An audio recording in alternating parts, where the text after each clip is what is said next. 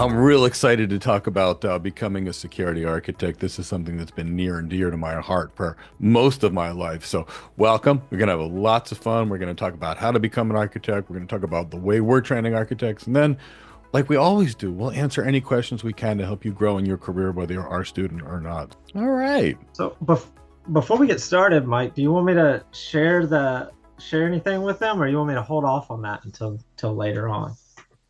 I'm excited. I think I'm as equally as excited as you are. So I don't know.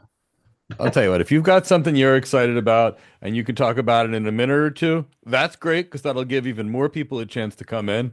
And then you know me, I'm all excited to talk about architecture and security architecture and architecture careers because ever since I left healthcare, that's all I've done and it's what I love. Well, I mean, my what I'm going to talk about is going to steal your thunder. So Uh, Go ahead. all right. So this is obviously a security architect info webinar that we're doing here about our new security architect development program. So with that in mind, check out that link that Chow just shared with you. That takes you to our program page where we outline everything that's covered in this program. Um, and of course, Mike is going to talk about it as well. I'm going to talk about the role of the security architect and how we train. But I wanted to make sure you guys had that because I know some of you may not be able to dedicate the entire webinar to us. So we know some of you may be working and you might be popping in on a break and checking out the recording later. So I wanted to make you aware of it now. For right now, so this program is going to be available for $34.99. But right now, during pre-registration, we're offering it for less than half of that at $14.99. We've also got 3-month payment plans and 6-month payment plans for that as well. You can see all that on that link that Chow just shared with you. You can also, of course, see the content of the program. You can see when our live classes are. You can see all that good stuff on there. But you can check out the price points and the enrollment options through that link. Now, if you are an existing student within our Cloud Architect Career Development Program, there's an add-on price for you, not a full price, because you part of this is your existing training, the career development parts, the soft skills, the tech, the leadership, and the like. So if you're an existing student, reach out to me on Slack, Chris Johnson, the Chris Johnson that has a picture, because there's 2 of them. One's my test account, one's my real account. Reach out to me on Slack. Let me know that you're interested. I'll send you the link for the for that pricing for existing students. And I did see a question that said, do you have to complete the Cloud Architect Career Development Program or something before you do this? You don't have to complete anything. There's no prerequisites, period, of any kind, whether ours or someone else's content. No prerequisites. We bring you in, start you from scratch. So I wanted to answer that one before I hand it over to Mike. But take a look at that. But also listen, if you're able to stay here and participate in the webinar, please listen to Mike. Ask us your questions, put them in the chat box. After Mike gets through talking, we'll come off mute and take them as well. We're here to share as much information as we can. So I'm done, Mike. That was more than a minute, but All right, sounds good. You announced something pretty good, $2,000 off of a $3,500 program. right. So awesome. I love it. Now let's talk about Oh, how to and become a security architect. that's only a limited time. That is only until the end of the month. I forgot about that. Okay, well, there you go. So let's talk about how to become a security architect because I just love these architecture careers. So uh, that's going to be the focus of the day. And the way we're going to run today is I'm going to talk about why now is such a good time to become a security architect. And it was really good before, but it just got a whole better a couple days ago. Then we'll talk about what does a security architect actually do.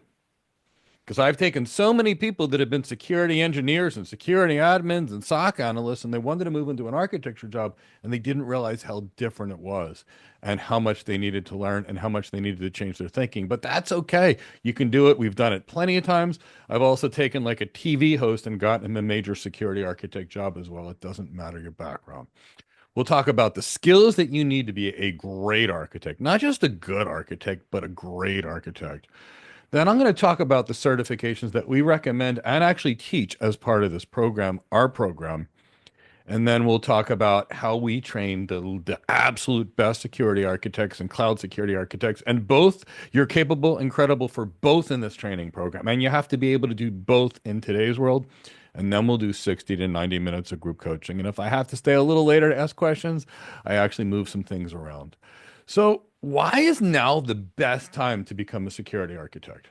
Well, the $500 billion of technology spending that was announced 2 days ago, this is the most exciting thing because most of this is going into private data centers, and that means we're going to need serious infrastructure people, heavy duty cloud people, heavy duty networking people, and heavy duty security people.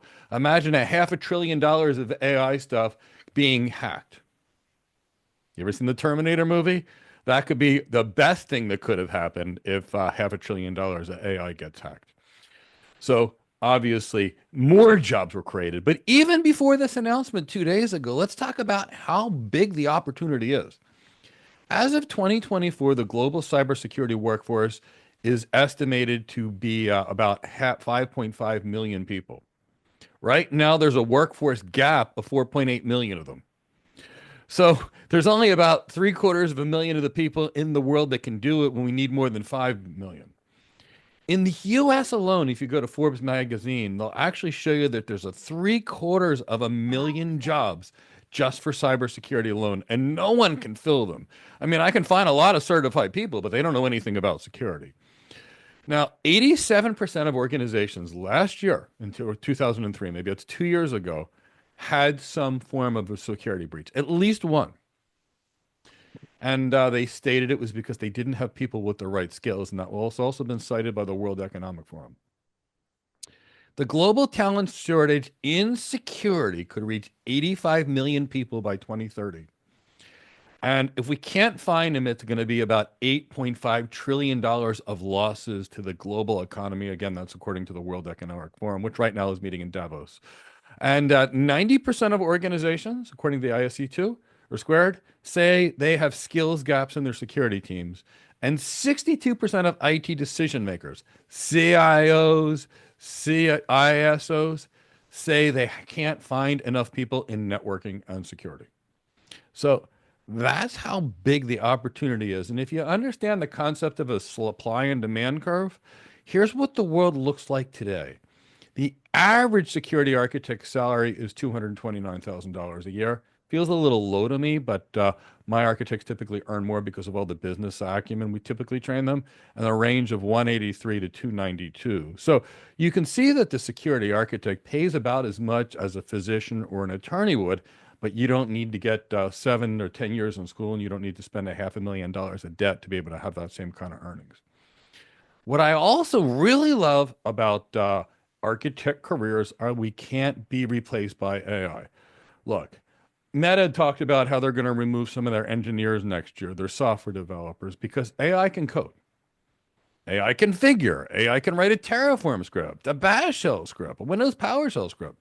But AI can't do any of the things architects actually do. Because everything we do, and we're going to talk about what we do next, is going to be systems that are based on optimizing business performance. They're going to be talking to people. They're going to be meeting with people, managing stakeholders, managing vendors. And because it's so people and leadership oriented, you can't be replaced by technology. So, what is a security architect? For real, what is it? What do we do? We're this hybrid role where we're two-thirds executive and about one-third technology professional. And that's where people go wrong. They train the tech, the tech, the tech, the tech, the tech, but they don't understand the business and they can't be an architect. So two-thirds executive, one-third technology professional, which means a security architect is not a security engineer. We don't configure the firewalls. We don't configure the IDS IPS systems. We're not configuring access control lists. We're not configuring identity and access management systems. We're not configuring SIEM systems. We're not configuring data loss prevention systems. Security engineers do this. We are designing the strategy to protect the organization and its assets. So let's break it down into the main things that we do as security architects. Typically speaking, we have to meet with a client and we have to find the client's vision and goals for their business. We have to know where the business is going. Have to. Because if we want to lock stuff down and put policy controls and security and even technical controls in, and we put a control in that stops the business from being able to do what it needs to do, then the business won't be able to grow. So the first thing we need to do is understand the vision, because as all architects, we're concerned with getting that company to its end state or its end business goals. But now as security architects, we have to protect that company and still help them get to their business goals. Now, the next thing the security architect is really going to have to do, it's a little different in the role here than it would be for, say, a cloud architect or an enterprise architect. We now have to figure out next, what are the organization's assets? What is the organization's risk tolerance? Because we're going to have to determine the kind of protection an organization needs, meaning our security architecture, the security blueprint. And if we don't know what we're protecting, how much should we spend on that protection? So what we're going to have to do is quantify the assets that our organization has, quantify the risk, and that way we can help our organizations to develop an appropriate risk mitigation plan. Maybe risk mitigation is transferring it to an insurance company, like transferring the risk. Maybe it's mitigating it with some technical controls like firewalls, IDS, IPS systems, for example. But the point here is the security architect has to build a strategy to protect this organization. But what are you going to do if you don't know what you're protecting? You're not going to spend $1 billion to protect photos of your cat, but you might spend $1 billion protecting the secret formula for a new form of electric that doesn't require power or nuclear, and you could generate as much as you can and power anything in the world. So we always have to think about that from the perspective of the security architect. Now, at this point, when we understand the organization's risk and we've quantified that risk, we can also think about and also determine, if something were to happen, what would the qualitative risk be to that customer? For example, if a business loses $1 million a minute and they're down 10 minutes, it's easy to say that's a $10 million quantifiable loss. But what would happen to brand damage, for example, or the organization's reputation? So that's some of the factors we need to consider. Now that we understand where the organization's going and what their assets are and what the risk tolerance is, and we calculated the risk, now we need to learn the client's business processes. How does sales occur? How is a product made? What's the supply chain? Which systems have to touch which systems for work to occur? We have to map that out along with the business architecture. Now that trying to figure that out, that's not a small process. That typically involves you creating an architecture team and asking a lot of questions and walking up to a stakeholder or meeting with the stakeholders virtually or flying and meeting the stakeholders because you're going to have to get a lot of information. Now, at this point, when you understand the business processes, now you can start thinking about how do you secure the organization. And this is where you build your architecture team. And in your architecture team, you're going to create, you'll have your people that'll help you with it. You'll have experts that focus on, say, data loss prevention, other experts that focus on identity, other experts that focus on, say, zero trust, other folks that say focus on networking security. You'll lead that team. You'll put that team together. You'll create a security strategy. Now you're going to document that security strategy and you're going to go present it back to the client. You're going to get their feedback. You're going to tune that security strategy. You're going to document it. You're going to create a statement of work. And then ultimately, you're going to be selling the architecture to the client. You'll also help the client create a governance structure for the architecture, work with that organization on change management. And that's the type of things we do as architects. So we're really in a consulting role. Now, other things in addition to creating that security blueprint of that architecture, we also create security policies, which is that management level policy of the organization and the standards and what we're going to protect it. Inside of that policy, we'll have acceptable use policies. So there's a lot of creation of policies.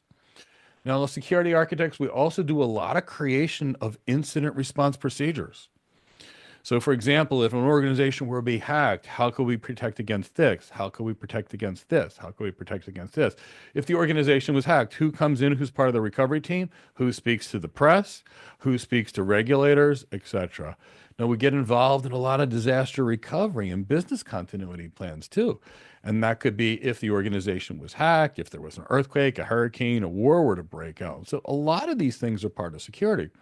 Because what is security? Protecting the organization, its assets, and in many cases, its people. Because the systems we touch as security architects also affect people and safety. So a lot of that all gets put together. So now, If you understand that, if you understand that the architect is a consulting role, where we're going to have to learn a lot about the organization and how it works and then figure out how to secure it. Now let's talk about the skills you need to do the job. And I'm going to tell you right now, before we even get to these skills, you can break an organization faster than you can imagine by implementing just one wrong security tool. And if I have any little network engineers in here, or anybody that's ever been a network engineer and they've ever locked themselves out of the router, I've done it. Or they have ever made a firewall rule in the wrong spot.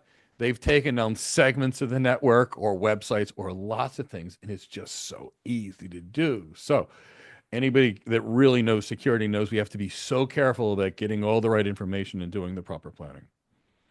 So, what are the security architect skills? Well, they're going to be a combination of business skills, consulting skills, and actual security design skills.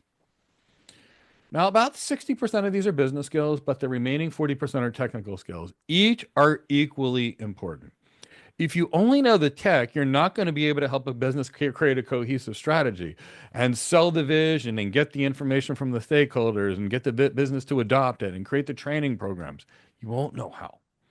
And if you only know the business, you're not going to know what tools you actually have that you can use to actually architect your architecture and what those architectures should look like.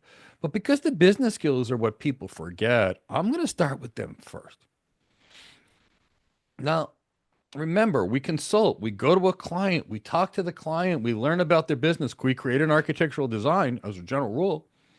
The customer adopts it, and we go on to the next client, and a bunch of engineers come in and build it. And many architects like me consult 10, 5, 10 companies all the time. Each year, we could be dealing with 5 or 10 clients a little bit at a time. So we could be, some people, if they work on small clients, could be doing 100 clients a year. So lots of consulting, in and out, meeting people, talking to people, getting information, documenting things, responding to RFIs, RFPs, RFQs, but etc. But let's talk about these business skills. The first one is you've got to be relevant to your audience. Because as an architect, you typically design a solution, present it to the client, sell it back to the client. And in order to sell, you're going to have to get the people that actually sign the checks or say yes to understand you and speak with you, and you're going to have to sell. So the first thing I'm going to say is you need to be what's called CXO relevant. You need to be able to communicate to the C-suite audience that say yes to your architectures in a language they understand. Now, what does that mean? It means if you walk in and try to talk about the algorithm that makes a checkpoint firewall different than a Palo Alto firewall, and you do that in the C-suite, they will escort you out of the room by security. But if you were in the C-suite's office, whether it's the CISO or the CEO, and you say, do you know you have $7.62 billion of risk exposure? Your insurance covers this. Do you know that for about $10 million, we can actually cover about $1 billion worth of risk? Would you like to hear more? That might get a response. So you have to know what to say to the C-suite, how to communicate to the C-suite, and that's called CXO relevancy. I wish they taught me this in my MBA, but after my MBA program, I had to get CXO relevancy training and coaches. That's why I teach it in this course, because it's necessary to be an architect. The next thing is business acumen. If you can't understand how to help an organization quantify their risk, see their risk, and evaluate the risk, and then figure out how to mitigate the risk, you can't work in security as an architect, because that's your job, is to mitigate risk.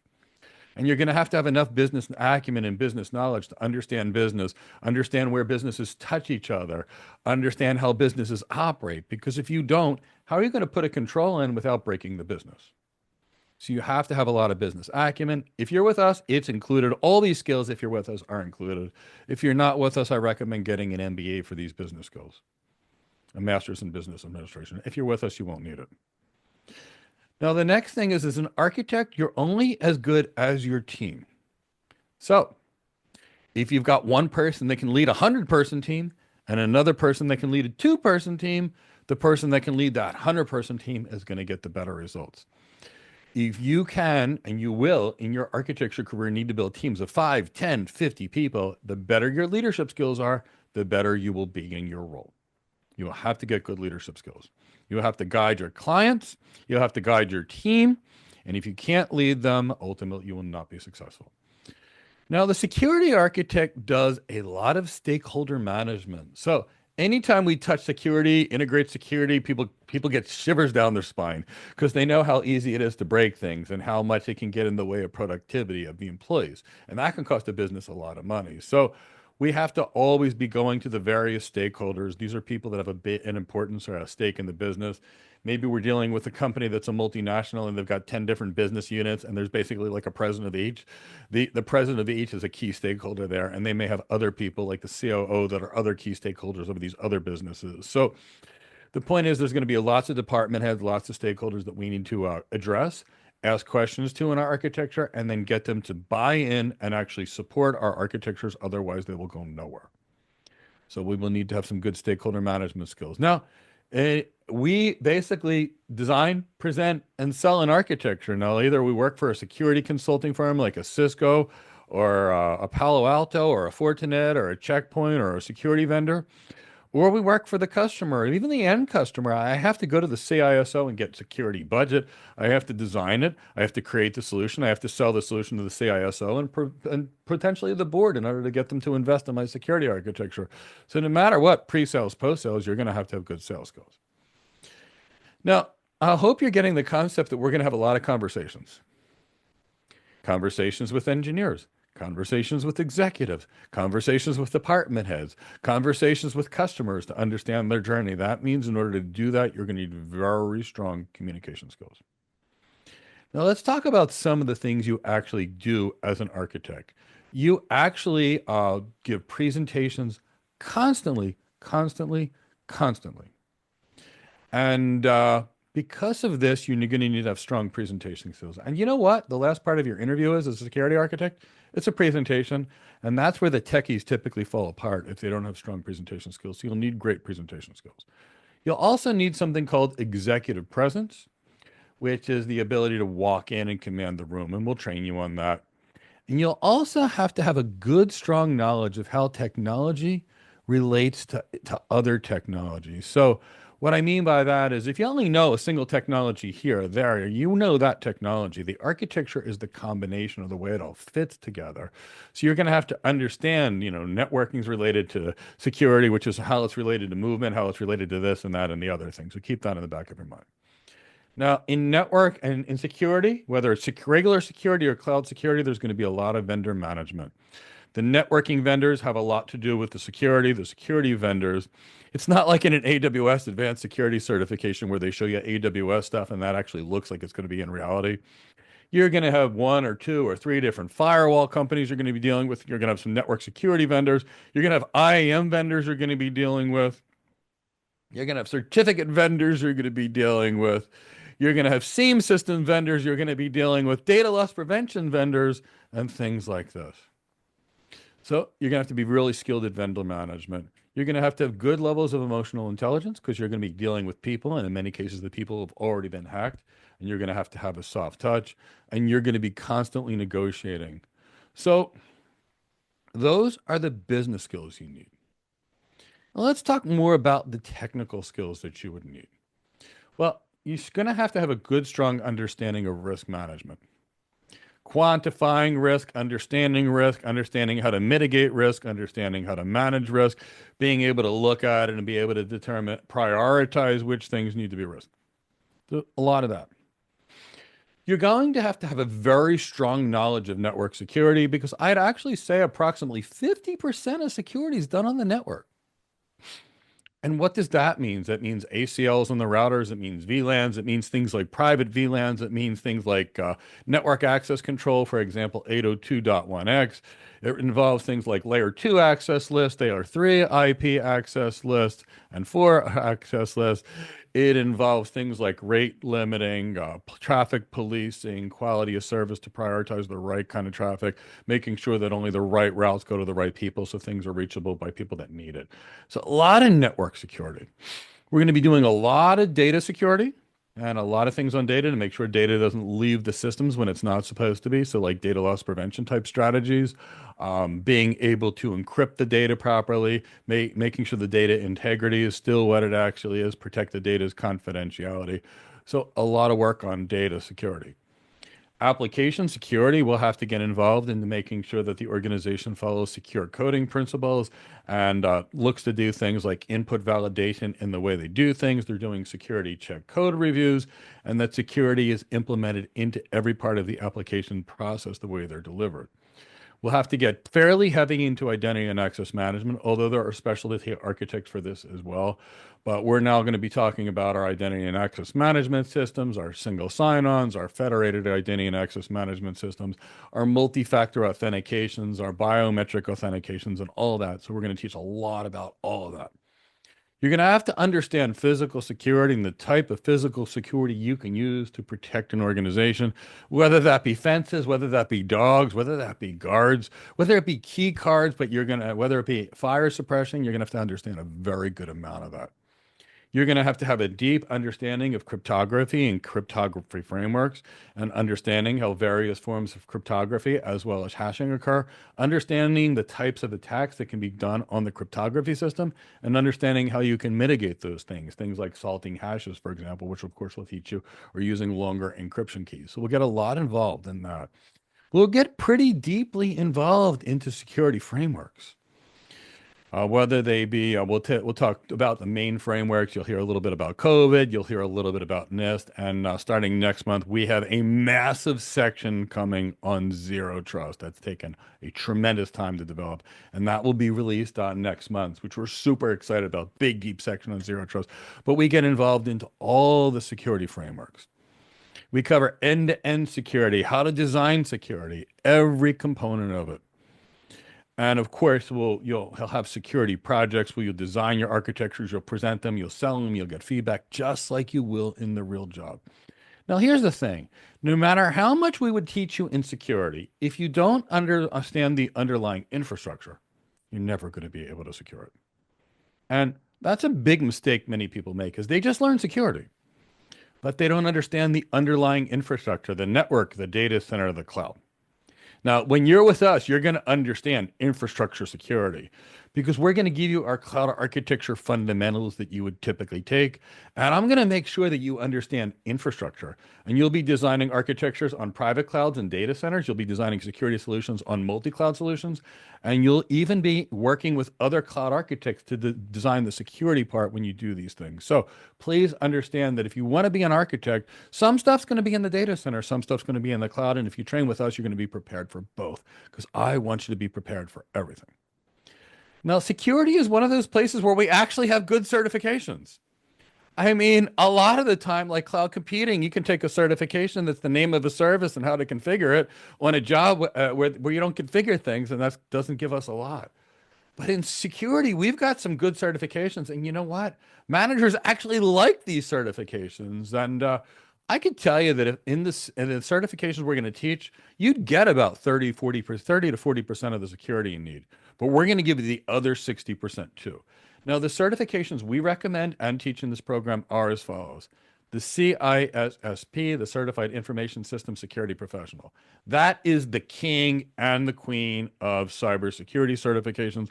All I have to do is put that on someone's resume, and it's amazing how many calls they seem to get in most cases if the resume is good. And the CISSP is my best, intro to security, security fundamentals, security architect certification that's out there.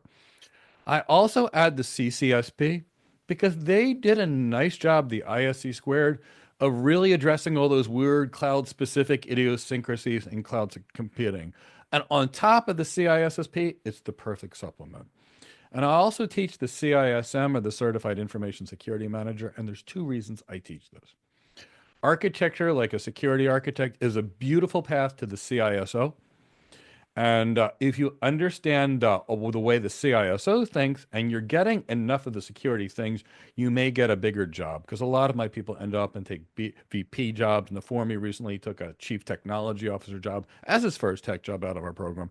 So we want you to have the skill there. But the reality is that architect is a design present sell role. And what I mean by that is, if you understand the way your client thinks, you'll be better able to sell to your client.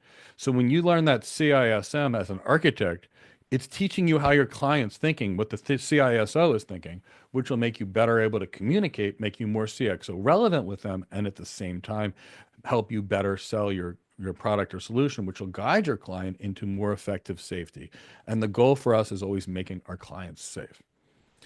And the way we create these certification materials is we get out all the redundancies and then we put it in a manner that you'll be able to do all three of these for about the same amount of effort as if you did one of them, because we removed all the idiosyncrasies and overlap and then made every piece of content much deeper. And let's talk about our program. In our program, we are going to teach you everything you need, everything, especially the business, all of it. If you are not going to train with us, I recommend getting a master's in business administration to get the business skills. If you are going to train with us, we get people hired every single day at Apple, Amazon, Cisco, Google, IBM, Microsoft, Accenture, Deloitte, KPMG, Capgemini, PricewaterhouseCoopers, Barclays Bank, JP Morgan Chase Bank, Zscaler, NetSpoke, Palo Alto Networks, everywhere. So we will cover all of the technical elements of security, whether it be risk management, network security, data security, application security, identity and access management, physical security, cryptography, security frameworks, governance, risk, and compliance. We cover it all. We will also teach you how to get hired, from teaching you how to build your resume, teach you how to build your brand, teach you how to get recruiters and hiring managers to reach out to you. We'll teach you how to interview, and we'll even teach you how to negotiate a higher salary. Now, this course itself actually has 4 classes per week, and I'm going to tell you the way we do this. You'll be mixed with the cloud architect students 2 days a week in this program, and here's the reason why. I will give you in those classes the opportunity to learn a lot more of the infrastructure of the cloud. You're not going to be getting the cloud architect program, but you're at least going to be attending those classes. And when cloud architects run a project, you'll be doing the security architectures of those projects. But I want you working with the other architects there too. And that way you learn how to work as part of an architecture team. So there'll be 2 cloud architecture classes during the week. There is going to be 1 class every Friday that's going to be on executive leadership or business or any of these business skills that are necessary, like presentation skills to get hired. And we will have 1 additional class that is related to security, where we will have security experts come in and teach about security. For example, I already have some discussions with an IAM architect already coming in to teach some of these things starting soon. And I am really excited about it. So 4 classes per week, plus, of course, we always have 1 day of office hours per week where people can come and access and ask. So that's 5 times per week live on Zoom to be able to interact with our staff and ask questions. Now, in between these live classes, we've got projects, we've got case studies, we've got videos for you to create, career plans for you to fill out, and so much more. And you will stay in this program until you are hired. We are not a boot camp. You've got a year in the live classes, and you've got unlimited to the main components of our program. You get to stay there until you're hired. We've got a global Slack community in every part of the world. We've got people working together. You name it. We've got working groups in Lagos, Nigeria, Washington, D.C., Atlanta, Georgia, Dallas, Texas, London. You name it. There's a working group somewhere of students working together as part of our community. And we cover every aspect. And now I'm going to tell you, normally speaking, we cover this. Our entire program costs less than a week's pay for the average cloud security architect or security architect. But with what Chris announced, that $2,000 off today, our course is now cost less than 2 days average pay for the security architect. So I hope you actually want to join us for our program, and I hope to see you in class.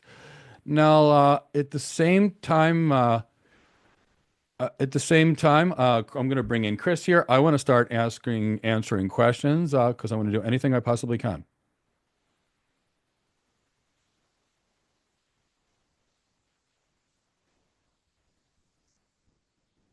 Chris, I can't hear you. All right. Okay. So now, if you were here earlier and you stuck through that, you already got one announcement from me, and you already got one surprise from me. Use that raise hand function if you want another surprise from me. If you want another good bit of information from me, and I'll share it. If I don't get any raised hands, then I won't share this surprise, and everybody will miss out. Okay, I got 2 hands. I guess 2 is enough. 3, 4, 5. Okay. All right. So if it wasn't enough that we already offered that to you, that Chow shared in the box for you, we will be doing I believe it's going to be a week long intensive security boot camp, specifically focused on security architecture and focusing on the topics that Mike just reviewed. And this intensive boot camp, like I said, it's going to be a week long. It's going to be a full day boot camp every day, where you've got the opportunity to actually learn from and ask questions of Mike and other industry experts that are going to be leading the boot camp.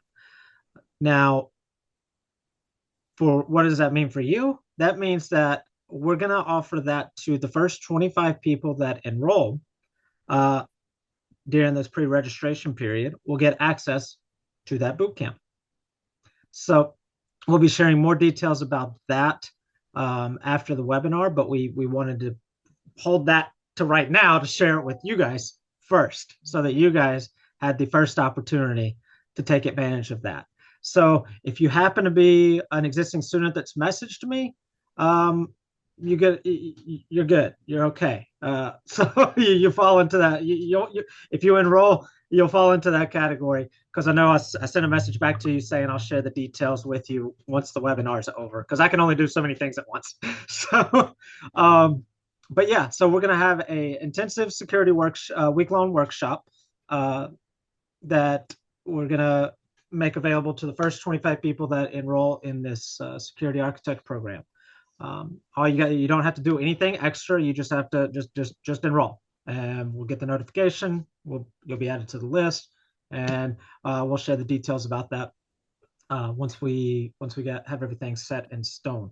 So that's the extra part that I wanted to share. I don't think I've got any more surprises up my sleeve. I don't think I can handle any more surprises. So let's get to some questions, Mike. If you are ready to get to some I'm questions, always ready. all right. Um, and I may answer some of them depending on the type of question. So our first question is from Olu.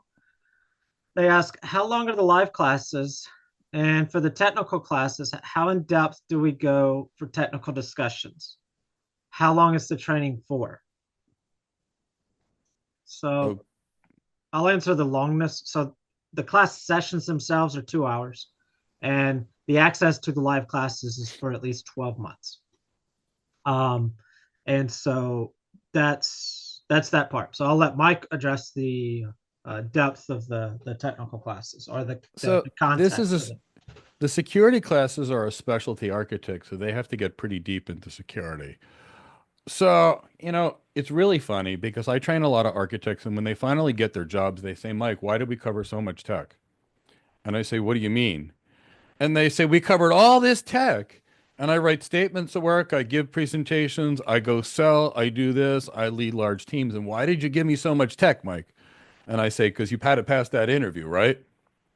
So we will go far more technical than you need. In fact, I have this conversation with David Lithicum all the time when we go, and the question is, and I start describing things, and he's like, Mike, you're right, but that's engineering, it's too deep. And I'm like, yes, you're right, but you got to remember, you and I, and we have the same conversation all the time when we look at it, we people just ask us architecture stuff. They don't even want to go past it. When it's early in your career, you need to be a little more technical. So it's pretty deep tech wise, because this is a specialty architect program. Now if we were going to pull it up to an enterprise or a cloud architect program, it can't go as deep. And here's the reason. If you're dealing with a cloud architect, they've got to deal with three clouds. Then they've got to deal with, for example, potentially 200 or 300 different kinds of applications. Then they've got to deal with all the networking, all the IAM, all the security, all the AI, all the data. And there's so many other things to look at along the way. You can't become an expert on all of that. That's a more of a generalist role. But when your job is security, you got to get pretty deep, and we get pretty deep on it. But it is architecture deep. And architecture deep is understanding how something works. It's deep on that. It's not how to do technician stuff. That won't ever teach you how things work or ever how to design it. And If anybody doesn't believe me and they've done a ton of technician work, I'll ask them architecture questions and see if they can answer it. And you'll see that 99% of the time they won't be able to because they're thinking how to versus why. I hope that makes sense, but pretty deep. All right. So our next question is going to be from Roy. Roy asks, how is the security architect different than those working as a GRC consultant? Okay, so a security architect is completely different than a governance risk and compliance consultant. A governance risk and compliance consultant only focuses on governance risk and compliance. And that might be one of the 15 domains that a security architect would do. So generally speaking, there's two kinds of governance risk and compliance consultants.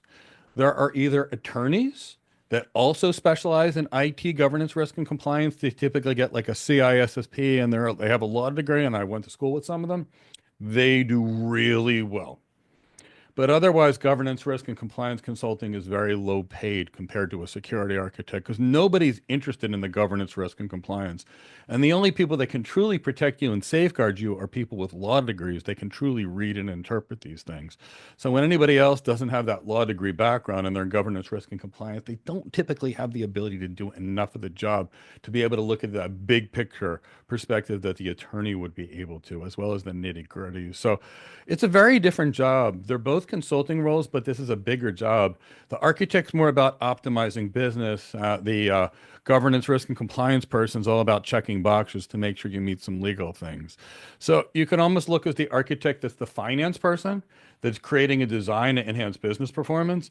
And you can then look at the accounting people as the person that counted where the money went. And that's like more your governance, risk, and compliance people. So assume you would earn 2 to 3 times more long term in an architecture career. Assume there's much more business in your architecture career. So generally speaking, that's the difference between the two. All right. Our next question is going to be from Kamal. Is it helpful to have assignments tailored to your needs in an architecture course, especially if you're taking multiple courses? Would they complement each other or overlap in a way that enhances your learning? I don't know what you mean by multiple assignments. Now, I can tell you it depends what your goals are. So, architecture, as a rule, is a jack of all trades and a master of one. And what do I mean by that? If I'm a cloud architect, I can't go deep in security, networking, data, AI, applications, and every other thing. Because the nature of the job of the cloud architect is much like the primary care doctor. You go to them and then they farm it out to the appropriate expert. Now, with that, what are the areas you probably should know most about in today's world? Now, there was a $500 billion investment that was just announced. No, where's the $500 billion investment? It's not just AI. No, you didn't hear public cloud for this stuff. You heard real estate and you heard old school technology companies. And that means you're going to be needing a lot of networking people on the cloud, off the cloud, private cloud, public cloud. You're going to need a massive number of security people. So all in all, if you don't know networking, it's hard to know security because a lot of the security is done on the networking, which is why we teach so much networking in our security program. If you know security and you know networking and you know the data center, you're really rock solid.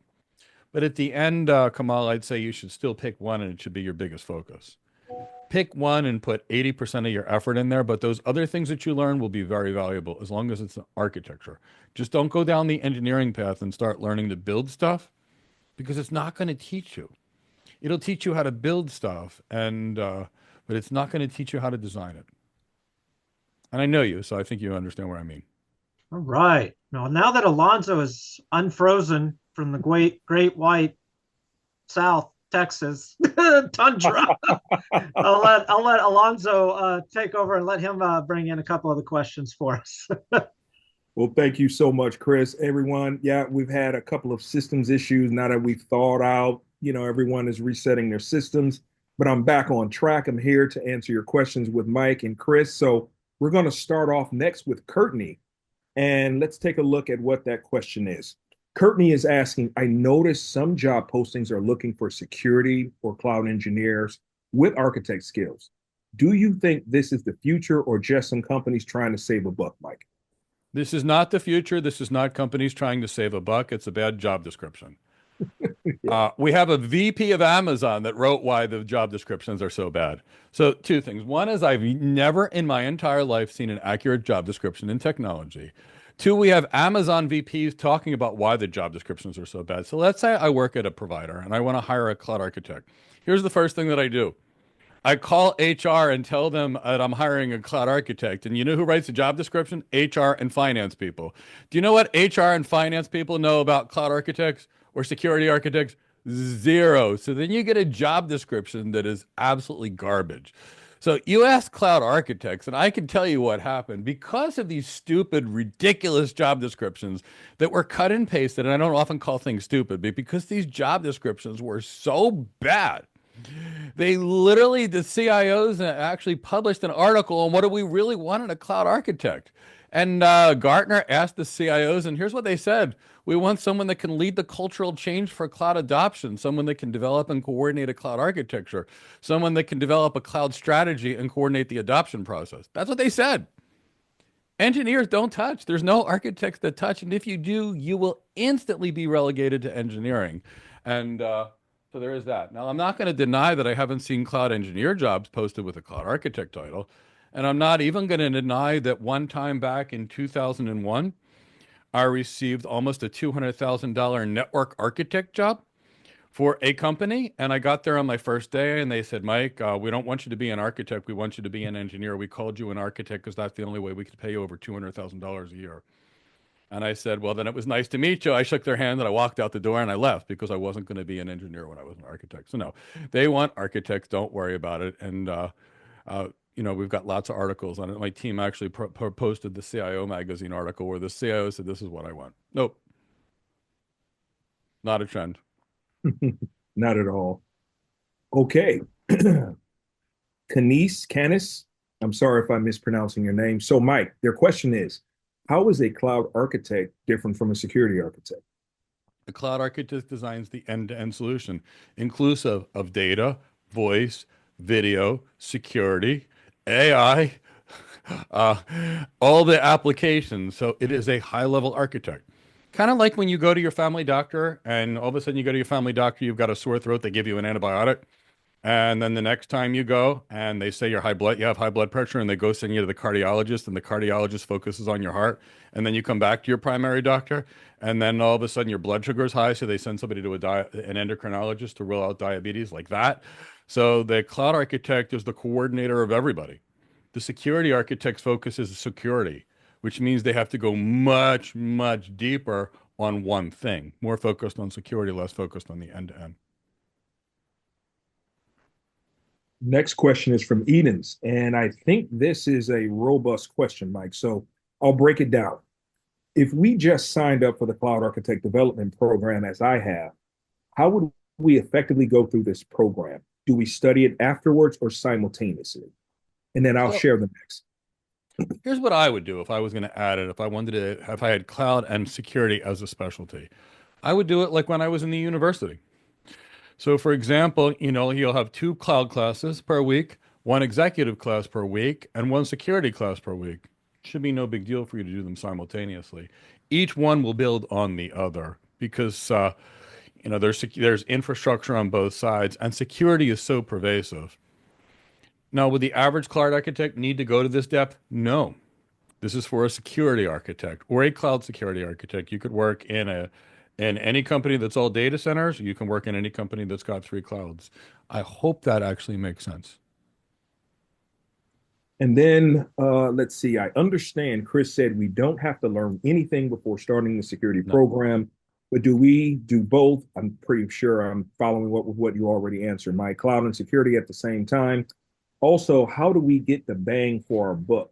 Stay with the cloud development program or go with security architect program? Thanks. I'm new to all this, but I'm very open to learn. If you're in our cloud architect program, I would continue to take the cloud architect program. If you wanted to add the security modules, Chris talked about how to add just those security modules. And that way it'll add just some security specific training to your portfolio, as well as it would also add the additional class per week, which is going to cover concepts that are going to help reinforce it anyway. But that's how I would do it. But I wouldn't give up on the cloud one. I think there's some tremendously valuable things that I think are going to really help you there. You could add it, and that's why we've got a add-on plan for the students, which is different than the purchase price for people that are not students. That's what I would do. Lonji, you're muted. Sorry about that, Mike. Edens is also, he also has a follow-up question. I've heard people say that CISSP should not be attempted unless one has years of experience in tech, specifically 5. If I'm new to this, should I wait on the CISSP training? Those certs sound like they are more advanced. Here's what I recommend. Do the CISSP, and here's the reason why. Here's what a lot of people would recommend. That you spend the next 9 months doing a CompTIA Security Plus. Now, you know what would happen after you're done the 9 months in the CompTIA Security Plus? You would be eligible for 0 jobs, and you would have to take a CISSP to start gaining your fundamentals anyway. So I recommend skipping the intro to the intro and just going straight into the intro. I'll give you a secret. And here's why people say this. People don't realize that they recommend 5 years to take the exam, and you aren't even technically allowed to take the exam unless you have 5 years experience. Of course, you can take the exam like I did when you didn't have 5 years experience, and then you just get called CISSP-associate. Now, why is this so good? Well, first, I promise you, with the right training, you could easily pass this exam. And I've got a list of people that have passed the CCIE that's about 1,000,000 miles long. I'm pretty sure that I've trained over the years that have passed the CISSP exam. Why wouldn't you want to go out there with the credibility? So if you had the opportunity to go to school and get a PhD in 4 years, or you had the opportunity to go to school and get something that wasn't valued for as much of anything, why would you do that? So I recommend the CISSP. Now, I'll tell you, here's the way you answer this. I took the CISSP. If the hiring manager said, why did you take that? You don't have the experience. It's the hardest one out there. And because of that, if they say you needed 5 years of experience, I decided to take it because I wanted to be as good as people that have experience. Guess what? I did it. It was relatively easy. Imagine what I can do for you if I learned it this easy. You're showing them you're smarter, you're more capable. I strongly beg you, don't waste your time on any junior level certifications ever. So I strongly recommend it. I can give you an example of R, for example. R was a student, came to us, got his first tech job in a major CISO's office. I can't tell you which office because it's too critically secret. I can tell you Q passed that exam and immediately had a security architect exam, plus he had our other training. And I can give you example after example after example. I can also tell you that I received the same bad advice when I was younger. And here was the advice I received, Mike, and it was by a guy that was earning about $60,000 a year at the time who was working in network engineering. He said, Mike, do the CCNA and you'll get a job and you'll have a great career. Guess what? I did the CCNA. Nobody thought it meant anything because people don't care about junior level associate certifications. I did a CCNP. Nobody cared. I did a CCDP. I finally got hired and got a CCIE within a year where they said you need 10 years experience. I earned triple and then some. The guy that gave me the bad advice that said don't do that fancy certification in the beginning. Within a year. And he'd been in the field for 4 or 5 years. So go for the gold. Go for the things that are impressive. You can have 100 little junior level certifications on your resume and the hiring manager will throw it away. You have one CCIE, you've got one CISSP, and you're going to get an interview. And then if you have the right underlying training, and we'll teach you that training, you're going to get hired. The CISSP is nowhere close to enough on its own. And for people that say it's too much, understand it's not enough on its own for a job. We use 3 certifications, and then we've got another course that's got hundreds and hundreds and hundreds of additional hours of content to get you there. You'll get there, but CISSP is where you should start. It's what I would do. It's what I did. It was my first certification ever. Thanks, Mike, for sharing that. The next one's going to be from B. Is there a date and time for when the prerequisites will offer will no longer be available? I know you mentioned till the end of the month, but is there a specific time? Chris? So the question is about the pre-registration cell. Let me see. Yeah, so currently we're offering the $14.99 introductory price through the end of the month, January 31st, 2025, end of day, UTC. So 11:59 p.m. It's UTC, right? That's what it's called. The Yes. Yep.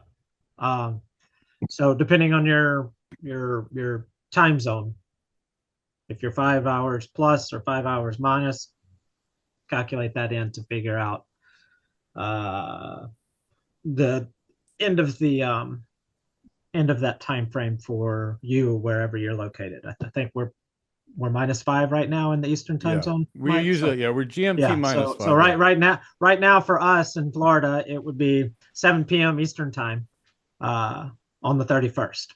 I want to pull I'm sorry. I want to pull a question out. And this person said, would I be able to take the CISSP after this training, or is this high level? The CISSP is very basic. We go much, much, much deeper than the CISSP. The CISSP is not enough.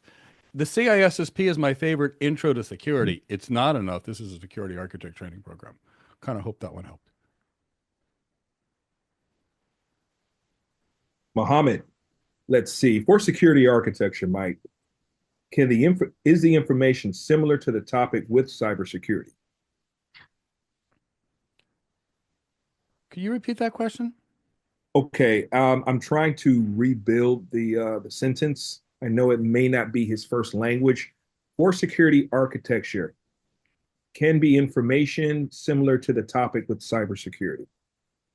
I think he may think that those topics are I think he's asking how does what we offer compare to what is considered cybersecurity? Okay, so cybersecurity and security architecture are very similar. Security architecture is a little bigger because it's things that are not just cybersecurity. It also includes physical security and other things to a degree. So this is a bigger level of cybersecurity. But yeah, very similar. It's effectively the same. from Leonard. Mike, does the security architect need to know all the details in cloud architecture? If yes, what is the level of intensity required compared to the generic architect? Well, they can't, and that's the thing. You can only be as good as where you spend your time. I can introduce you to $500,000 network architects that don't even know how to use a computer. And I'm literally not joking. They wouldn't know how to use the computer for anything other than SSH, Ping, and Visio and Microsoft Word, and wouldn't know how to use a computer for anything else. Couldn't even figure out how to use Zoom unless somebody clicked the box for them. So as you go really deep, you don't get to cover as many things. So you're not going to be able to know the cloud as well as a cloud architect if your focus is security architecture. If your focus is AI, you're going to be more focused on AI than you would be on other things. If your focus is networking, and that's why we have an architecture team. And it's no different than any military team. You know, a military team has somebody that breaks through the door. They're called the breacher. They have somebody that could be a half a mile away providing overwatch that can take bad people out, typically called the sniper. They've got some people that do one job and another job, and the people train each and every one of their roles. It's kind of like the American football game. You got a quarterback that does their thing, you got linemen that do their thing, you got running backs that do their thing. And you need to be good at your job. So the security architect job is very deep in security. It will get into the infrastructure because if you don't understand the infrastructure, you won't be able to secure it. But you can't learn the infrastructure to the degree of an infrastructure person because if your focus is that, you won't be focused on security. Cat Welch, I'm in Chesapeake, Virginia. I am due soon to enter the MBA program in IT management. I wanted to know why I wouldn't need to do the MBA prior to learning or during learning this program. Well, because we're going to teach you those business skills that you need. We have PhD business school professors that have created content for this program. We have 3 MBAs that created the business acumen content on this program. So you'll know how to build a business case with us. You'll know how to build an RFI, RFP, RFQ. You'll know how to be able to create a return on investment capital model. You'll understand how to read a balance sheet and a financial statement. We'll train you in what to communicate to the CEO versus the CFO. We'll train you in macroeconomics, etc. So we'll make sure you have those trainings. So what I did and we did in these programs was, I needed a $300,000 education to be able to do this. And why was it? Because, you go get an MBA, and I'll tell you, out of my MBA, there was about a third of it that was really good. There was about a third of it that was incorrect, and I had to relearn how to do it the right way when I was done my MBA program. And there was a third of it that was just useless. So what we did is we took the third that really mattered or so, And then we looked at all the things that you don't get in an MBA program, like executive presentation skills. And quite frankly, they don't do a good job of leadership skills in an MBA program either. And quite frankly, their executive presence, they don't do a good job. And executive writing skill, they don't do a good job of. So it kind of keep that in the back of your mind. Vinod Kumar, do we get the training for CISSP in this program? Yeah, this and it did well. First, we train you to be an architect, which is the real skill as a security architect, and that's the real thing. But yeah, we cover the CISSP, the CCSP, and the CISM in this program. Anand's asking, what is the percentage of CISSP covered in this course? All of it. I mean, I don't know how to answer it anyway. It's the CISSP, it's the CISM, it's the CCSP, which is about 30% of what you need, 35%. And then we also teach the other 65%. Elroy, do you see this course as the perfect fit for someone who wants to change careers and get into security, assuming they have an IT background, as in tech support or network knowledge? I assume this is for anybody that wants to become a security architect. I don't care about your background and I don't care about your knowledge because the reality is if you have engineering knowledge, it's not going to work for architecture knowledge. It's really not. In fact, if I can use this as an example, there's a person that just put a question in the chat box, which talked about being a senior network engineer with security experience and asked how this program would help him. Would you be willing to come off mute and I'll ask you, if so, I'll ask you questions that I think will answer the previous questions. Can you clarify who you is? Who are you asking to Vino, come Vinod up? Kumar. Vino, Hi. Hi. Thank you. I'm off mute now. Thank you. Okay, wonderful. So I want to answer the other person's question and answer your question at the same time. You Okay. told me you're a senior network engineer, right? Right. Right. Yes. Do you have a CCIE number?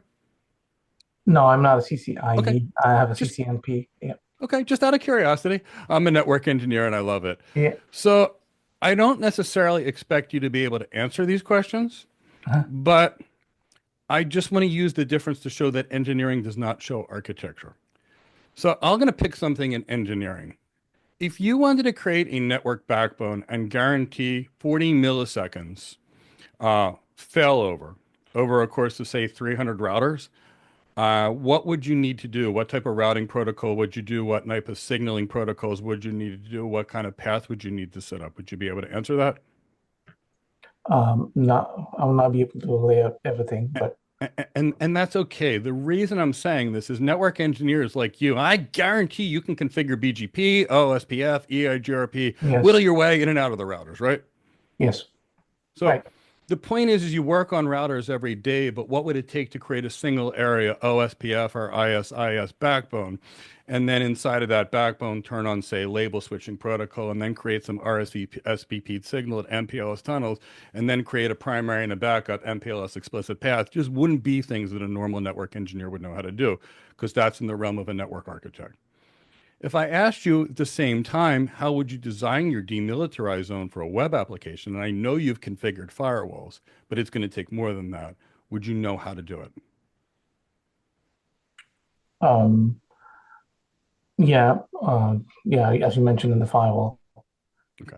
So we're going to need more than you've configured the firewalls, but what it needs to look out, the layers of the firewalls. So we're going to teach you how to be an architect, which is the architect job, which is the same reason I wanted to use this to answer the other person. The other thing that I might ask you or the other person is how would you quantify an organization's risk and determine what a good risk mitigation plan would be?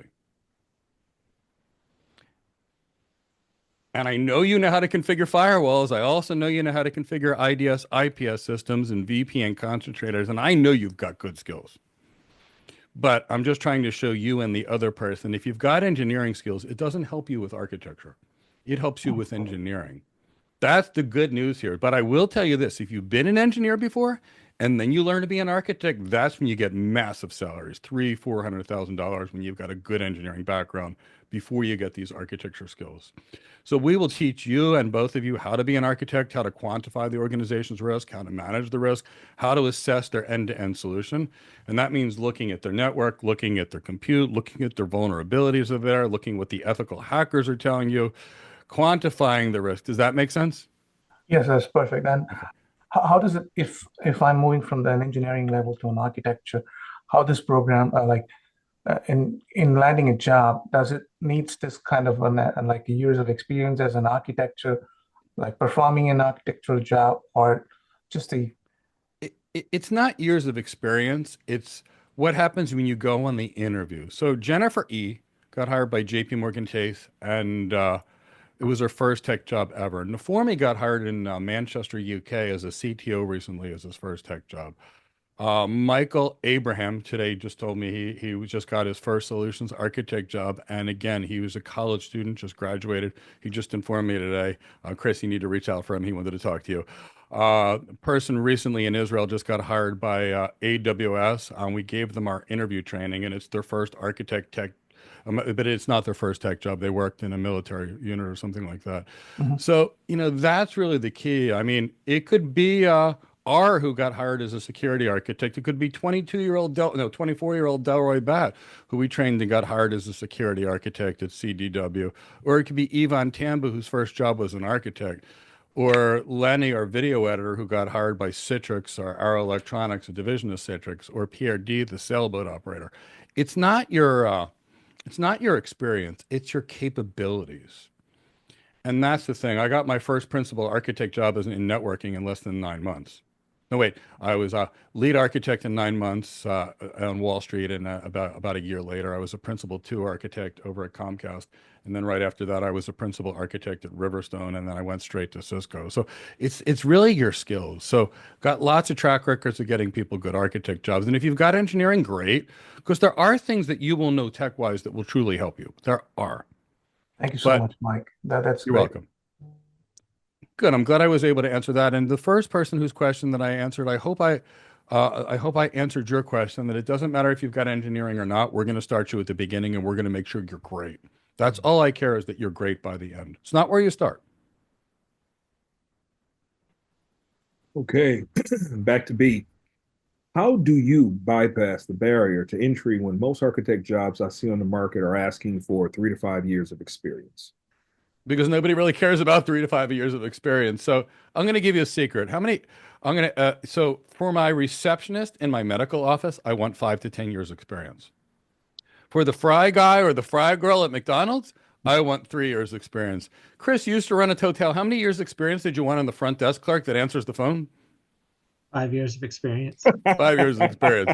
So here's what the 5 years experience really means. They don't want someone with a certification because the most dangerous person in the world is someone that has 10 AWS certifications and has never worked anywhere. And here's the reason why.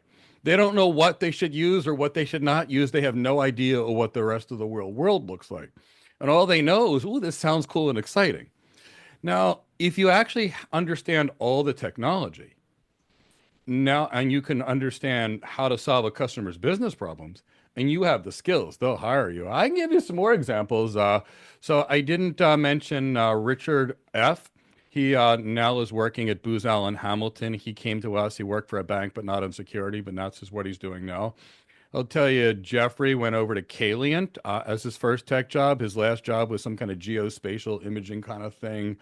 Uh, Jordan Kitko, I can talk about him. He went to AWS. He was another college student. He had a great job. Balwinder was a stay-at-home mom who went over to Microsoft. Noah P. He was a social worker before his solutions architect job. Vladimir was a 24-year-old college student before North Highland hired him. Pierre is now working at LeaseWeb, but he worked on sailboats. Scott M. is now working for Nimbus.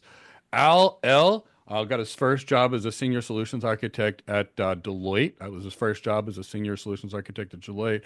Wallace Agana, there's a video of him on our YouTube channel, went from a sales rep to an enterprise architect at JP Morgan Chase. Eve, here's the thing. If somebody's willing to interview you, they're willing to hire you. What happens is people go on an interview and they can't pass the interview and then they get told, come back when you've got an experience. But no, nobody cares about it. They care about your ability and waiting to do the job. Now, I also teach our students how to go to recruiters and go straight to the hiring manager so HR doesn't auto reject them. Because if you just apply for jobs and you don't know how to create the brand and you don't know how to create the right strategy, those people in HR that wrote the job description for a job they don't completely understand will just auto reject you. So you do need to do that, and we teach our people how to build a network. But most people have people coming to them to interview, even without experience. It's not that much of a problem. In fact, I was talking to two people. One of them is on this call right now. She shut down her LinkedIn profile and stopped posting because she wasn't ready for a job. So you won't have a problem with that if you have the right skills.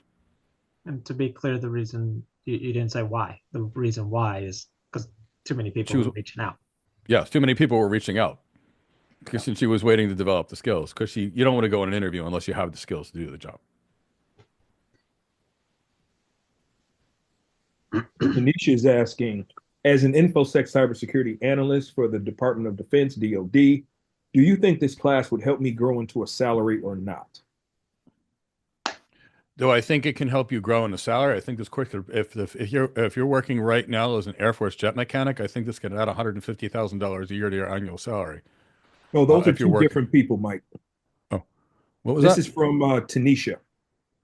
That's the former mechanic is that's Katz. But Tanisha's asking, as an InfoSec cybersecurity analyst for the Mhm. DoD, do you think this class would help me grow into a salary or no? I think this class would help you grow very, very, very far. I think it could enhance your rank if you stay in the Air Force dramatically. And if you choose to leave the Air Force, I think this could do some incredible things for you. So the answer is definitely, definitely yes. Next question is from Roy. Would the cybersecurity architect be the one working under the enterprise architect?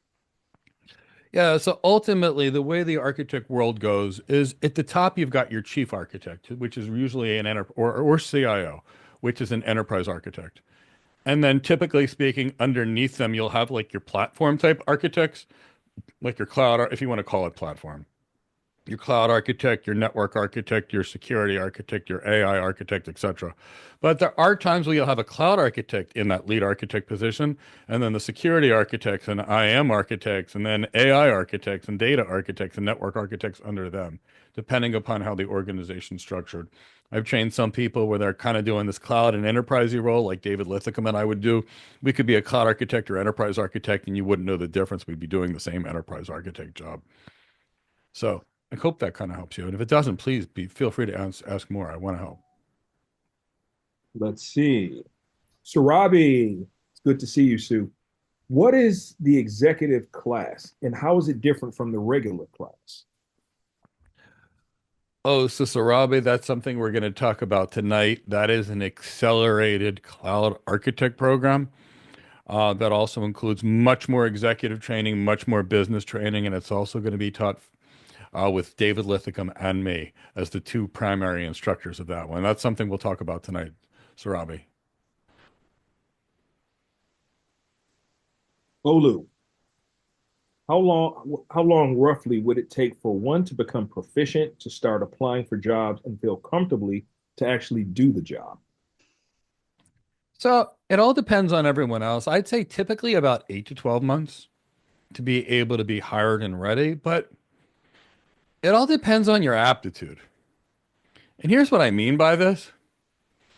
Networking and security came to me like nothing. I mean, I went from not working on networking to one of the first CCIEs in the world in 9 months. Security was instinctive to me because I grew up around Marines. I grew up studying martial arts. Martial arts for my whole life. I participated in any kind of martial activity you could think of. And all of a sudden, I started cybersecurity. I'm like, oh, here's all these physical and executive protection things I always knew how to do. And now we're doing it in cybersecurity. It was like nothing for me. Now, if you wanted to teach me how to code, which I don't have to code, thankfully, because I'm an architect, that'd probably take you the next 40 years because my mind hates it. And if you don't like it, you won't enjoy it. But it always tells, I'll tell you, 8 to 12 months. I think you'll have an easier time as a security architect quicker than you would a cloud architect because it's less to learn. I mean, it's a lot more focused, but all in all, it's a little harder to be a generalist than it is to be a specialist. And the specialist typically gets paid more, although not in this case. And somebody that's got more business acumen typically earns the most in architecture. But it's going to be a lot easier to focus on just networking or just security than it is to focus on everything. But I can tell you that in any architect role, they're all great roles, but I'd say 8 to 12 months is what I would expect. Some people a little longer, some people a little shorter. Who has more time? Who learns faster? Who loves it more? Christian Smith, what would be the start date for this new program? Ah, Uh, yay. Chris. I get to answer a question now.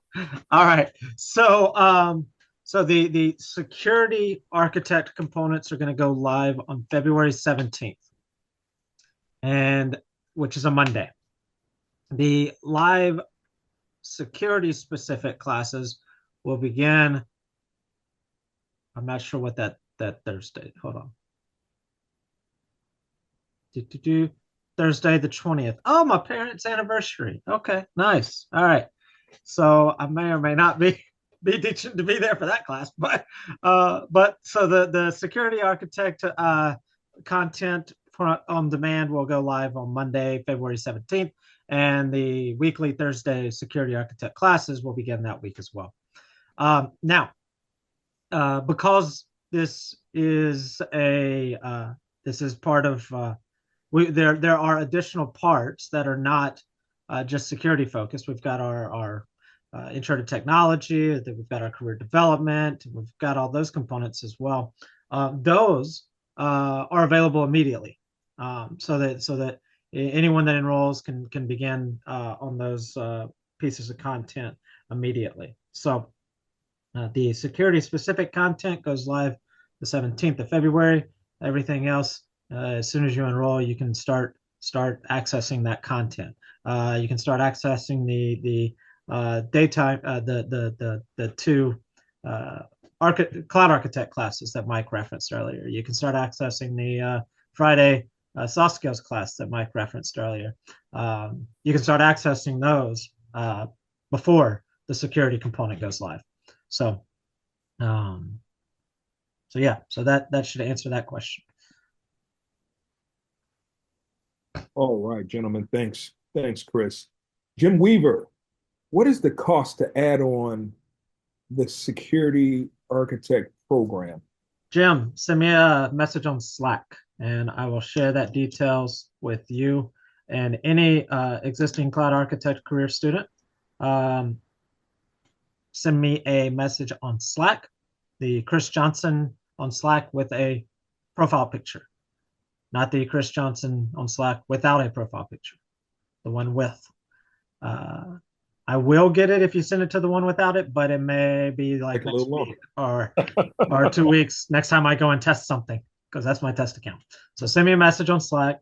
I'll share the details with you once we finish the webinar and done our post webinar briefing. Get those details out to everybody that reaches out to me. All right.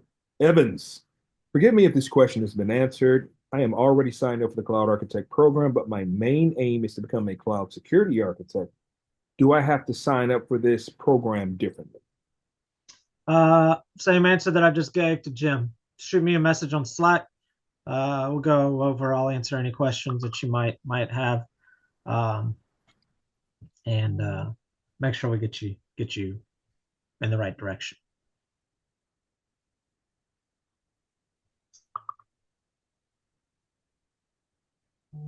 Back to Cat. Example, I am a former Air Force jet mechanic, but I haven't been working anywhere for years, only doing Uber and some training in college. Will this help me land a job? Absolutely. So, I mean, that's the whole point of this. And, you know, you learned a lot of great things in the Air Force. I'm sure you did. And you'll take them with you. And I think you'll be fine. I work with a lot of military people. Military people often have a good attention to detail. They know how to take direction, and they typically know how to get the job done and keep going until it's theirs. So you'll do good. You'll see how in architecture you'll actually use that OODA loop that you've actually worked for or trained with, and how you actually deal with your clients, the way you observe and orient yourself to what's going on, and the way you'll make your decisions and act.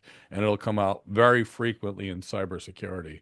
In fact, me and my friend Russ White, we were both teaching it in some way different ways. I didn't realize that Russ actually worked for the Air Force, but I had been using it as part of some other things. But no, you'll do great. And that's the point. You'll stay in this program, you'll train in this program until you have a job. That's the importance of it. A lot of people, unfortunately, it's the industry has been rather, dare I say, tainted because everyone thinks that the ultimate goal to get tech training and the leadership training that goes with it is going to end up being a form of certification. We're here to get you hired. That is graduation for you, Yeah. not just holding a piece of paper up and say, yay, I got a certificate. We want you in that job. And based off of current trends, based off of Glassdoor, the median salary for this type of thing starts at the 200,000 mark, including bonuses and commissions. So we're not here to just give you all of this training just so you can start bottom rung. Yeah, no. We want you where you're supposed to be. Okay, so look at it that way. Your trajectory is going to be as a cloud architect, not as a system admin, not as No. someone lower tier, but as a true cloud architect in all of its facets. Okay, so keep that in mind. Yeah. The next question, Mike, is going on, and Chris is going to be from Anand. What percentage of the training sessions in this program will Mike be leading and personally conducting? You think I typically teach about half of the classes, three-quarters of the classes in our program. There's Chris is muted when he's trying to talk. Yeah, at least. I mean, it really depends on what's being covered at the time. Yeah. I mean, if we're going to be doing anything big data focused, I'm not going to have Mike doing it. I'm going to have No. Praveen come in and do it. Speaking of which, if you're in our program, be on the lookout. We're coordinating some machine learning and big data lessons with Praveen. Praveen is a vice president at JP Morgan Chase, who works with us. Or if we're going to be doing something on application architectures or microservices, I'm going to bring in Lohit or Angelo. I'm going to do networking. It might be Mark. It might be. Obviously, Mike can do networking, but it might be Mark, or it might be Benedict, or it may be someone like a Russ White or something. If it's going to be AI, it might be David. I mean, would you rather learn AI from David or from Mike? I mean, let's be honest. And let's talk about why we do this. I'd say I teach 50 to 75% of these classes, but I have a friend, Isaac.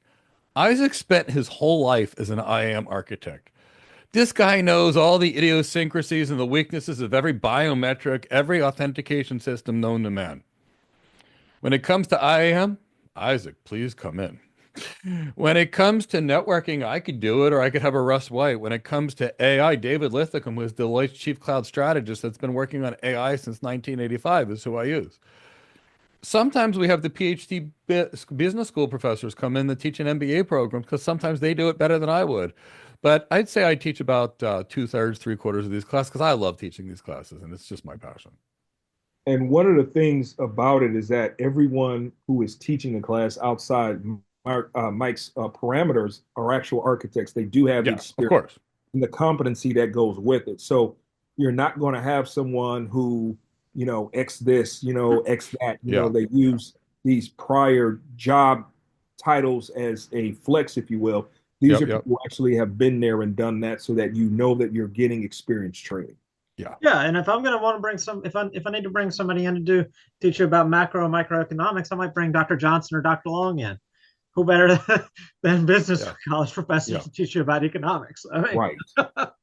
So yeah, Mike teaches. Mike teaches at least 50% of the classes. 75%. Like I said, it depends on what's being covered at the time. It depends on maybe we're doing projects at the time, and so it really depends. It's more about. I think the better question would be. What percentage of the classes are being taught by a industry expert or a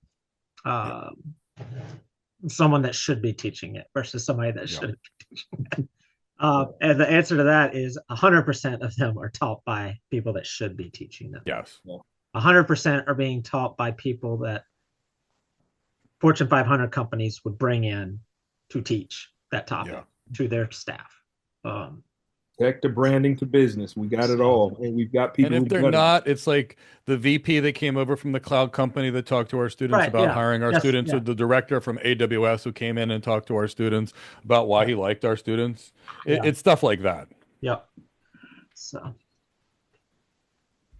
From Larry, gentlemen, what resume building support does your team offer? And what level of experience should be highlighted? Additionally, is background check assistance provided after a job offer is received? So we will teach you how to make the right resume. It's not your years of experience. We will teach you how to highlight that is what you can do. We will teach you how to create the resume that will get you an interview, regardless of your background. We will teach you how to create the resume in a way that when they interview you, you can actually answer the questions and actually win the interview. So we're going to teach you all of that. Now, if you come to class and you participate in class and you do a good job, we will handle the reference check because we're going to give you a title, a job title of associate security architect while you're in our program, and you'll have that so you have actual work experience when you leave and you're hired. But the point is, I do background checks all the time. I I did did one like earlier three today. last week. I sent you one last week, Chris, for you to do, and then I think you did another one today. Yep. Do them all the time. I have lots of conversations with people talking about how great people are, assuming they came to class and did the work. The weird ones are the ones that we get in the mail. I'm like, whoa, they still do these by mail. Yeah, and sometimes I get ones in the mail, and people don't even tell me that they were interviewing, and now they're already getting hired, and it's like, okay, what'd you tell them? So let us know. Are you what are I've got a reference check, and I'm like, and I know that the person's been working there for like 3 or 4 months. I already know because they told me. And then I get and I'm like, and they told me because they wanted me to know to expect a reference check, and I never get the reference check, and then like 3 or 4 months later, I get a reference check, and I'm like, okay. And it ultimately it was an outsourced company that was doing the reference check, and they took forever. But apparently, the person did so well in the interviews that the company didn't want to wait around on the outsourced background check. There's a lot about what we do. Okay, the next question, gentlemen, will be from Francois. How much is the total cost of the program? The total cost of the program, and I'm gonna answer this as well as a private question that was sent to me that I already answered in the private message, and they saw it. But so the total cost of the program is in the link that Chow has shared. So regular price for this program is going to be $34.99.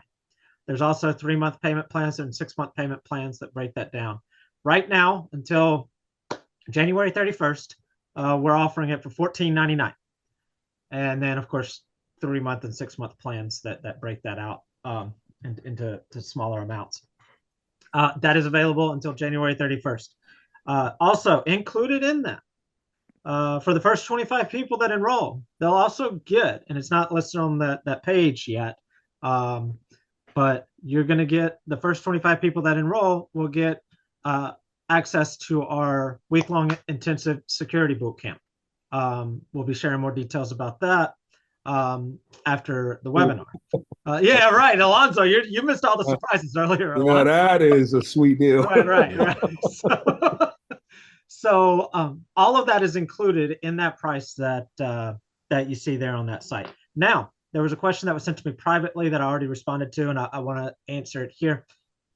Everything that's on that page is included in that price. There's no price for this, price for that, price for that, price for that. Everything that's on that page is included in the price that's listed.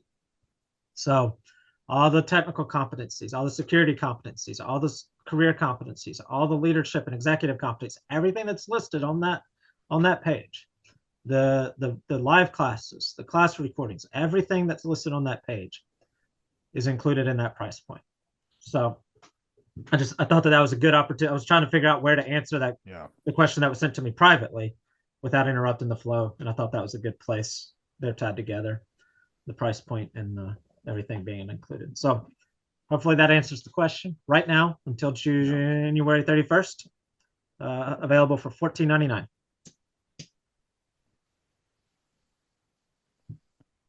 Oh, imposter syndrome can mask as a lack of intelligence for these type of roles.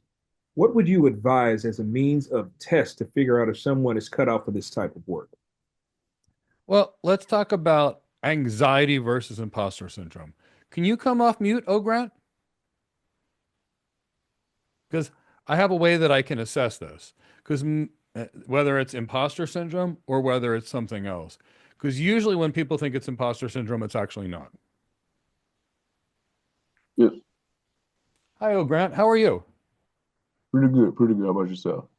I'm doing very well. I'm going to ask you two things. So, you're saying imposter syndrome. Do you get, are you, what happens? Before you give us a discussion, do you feel uncomfortable? Is that what it is?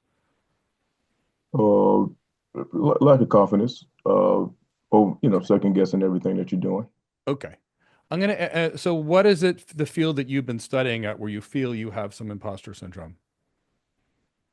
Well, this would pretty much be new, so I'm just trying to figure out if this would be something I would be able to grasp as Okay. confidently as I would be able to do something else I'm pretty familiar with.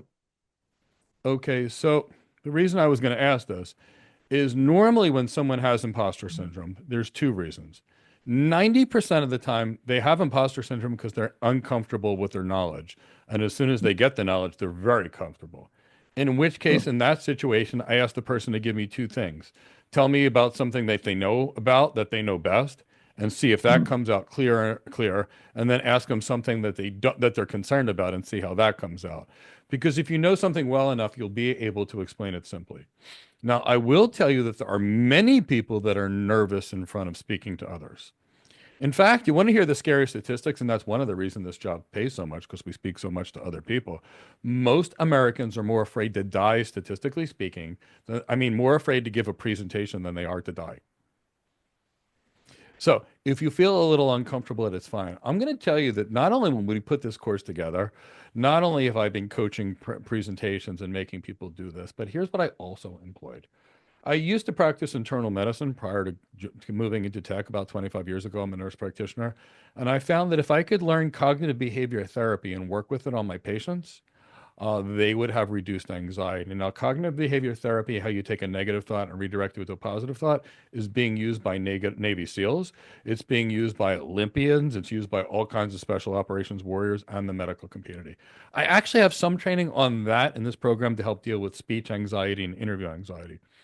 We additionally, on top of this, I actually have a really great yoga and meditation coach. I am a yoga instructor, but there's this guy, Todd McLaughlin, who's one of the best in the world. He's been known, he trained in India, he's been teaching for 20 years.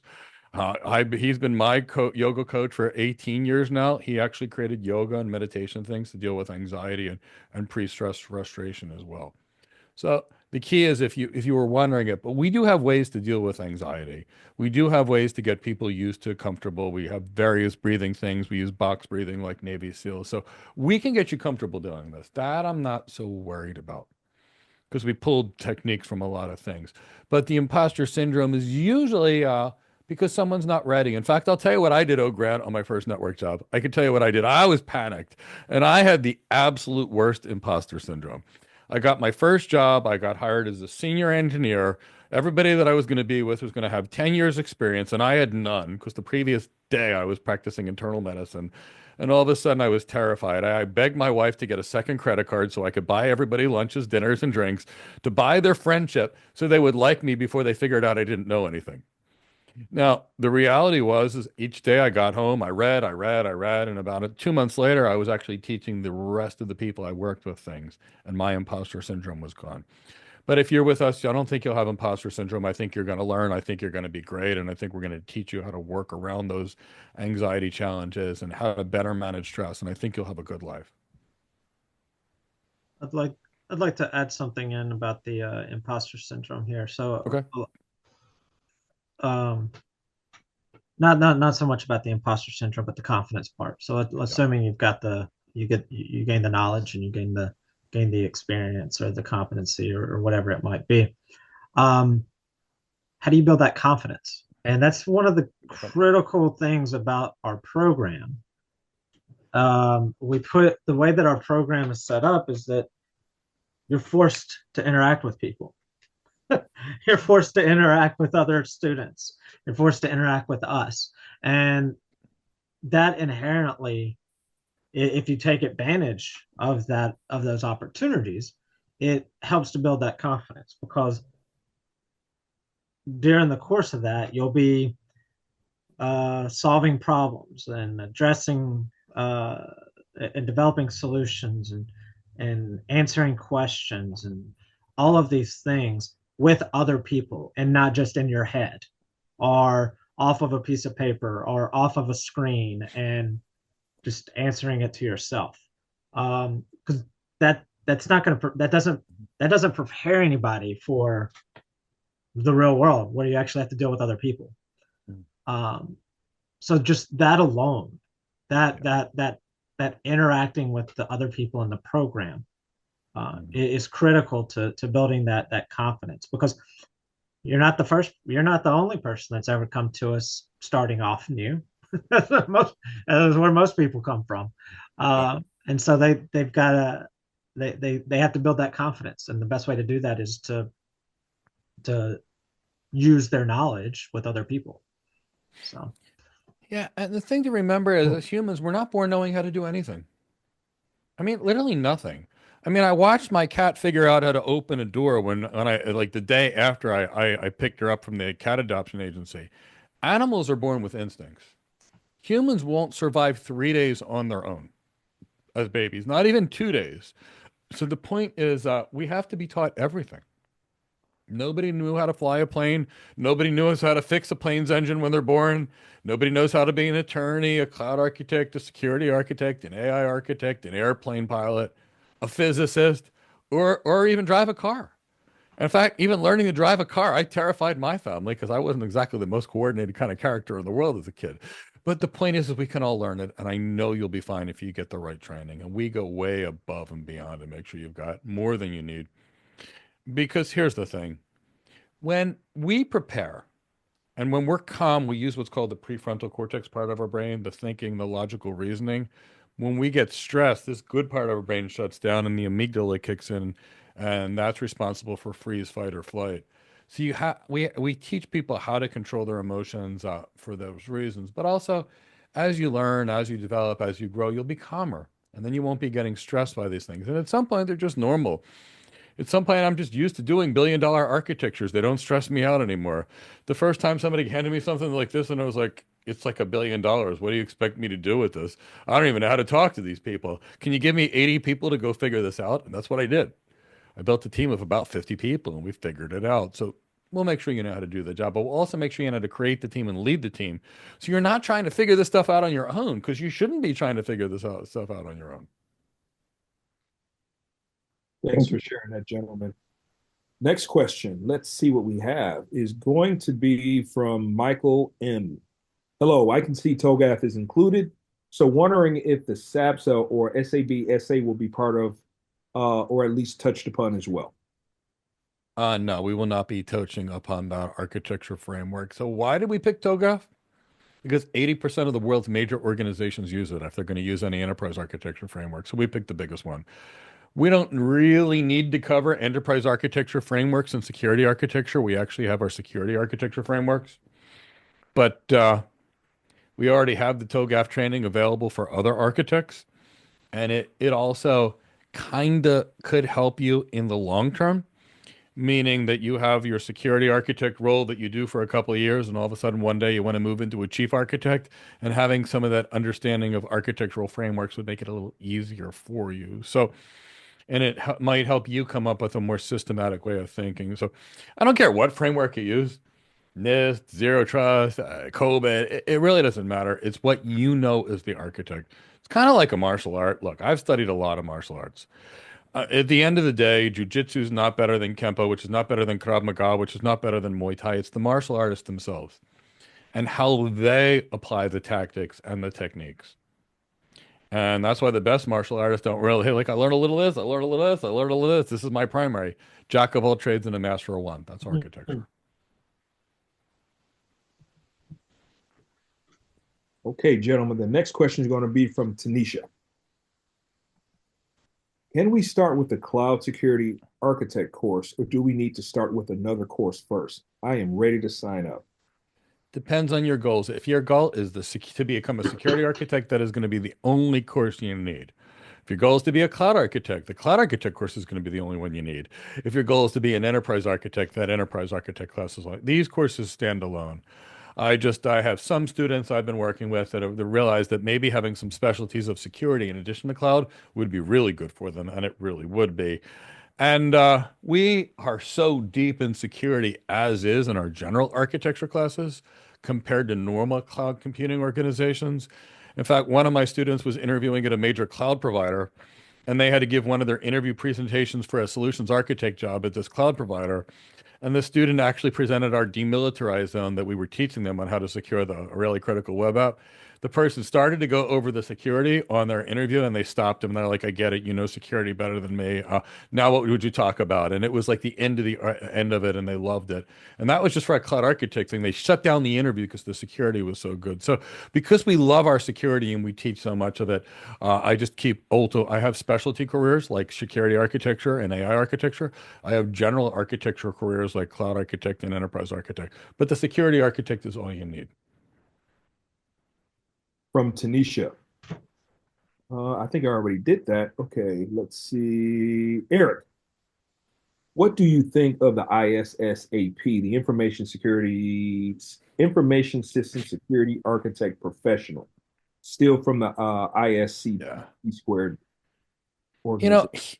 here's where I run into issues with it. It is a great certification. So it's basically an architect certification from the from the same ISC squared, for those that don't know. Here's the problem with it. Most nobody knows what it is.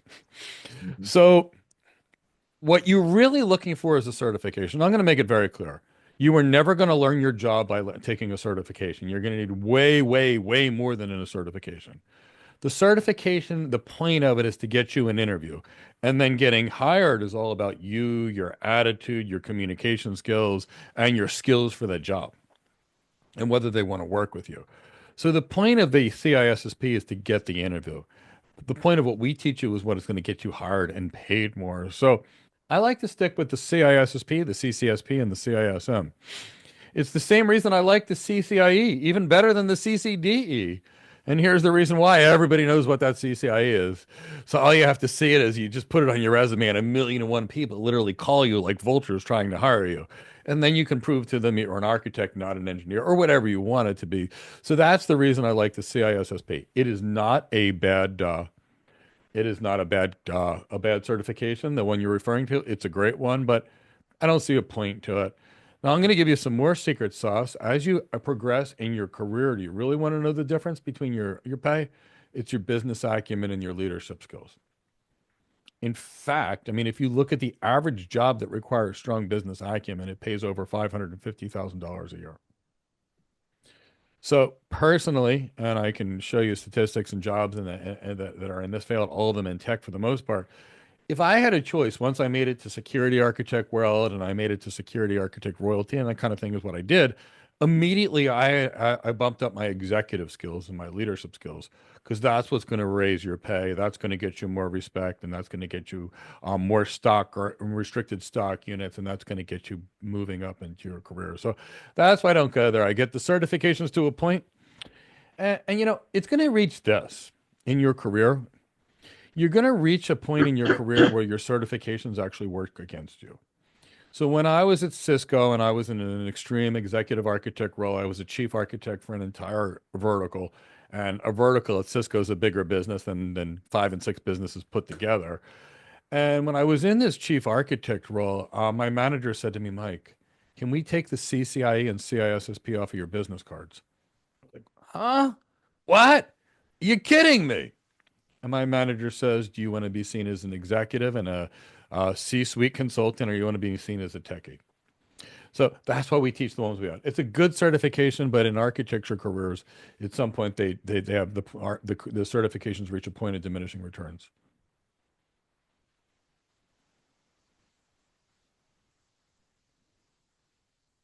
Elroy, what are the course timings? I see Tuesday, 10 a.m. Eastern Standard, and Thursday at 4 p.m.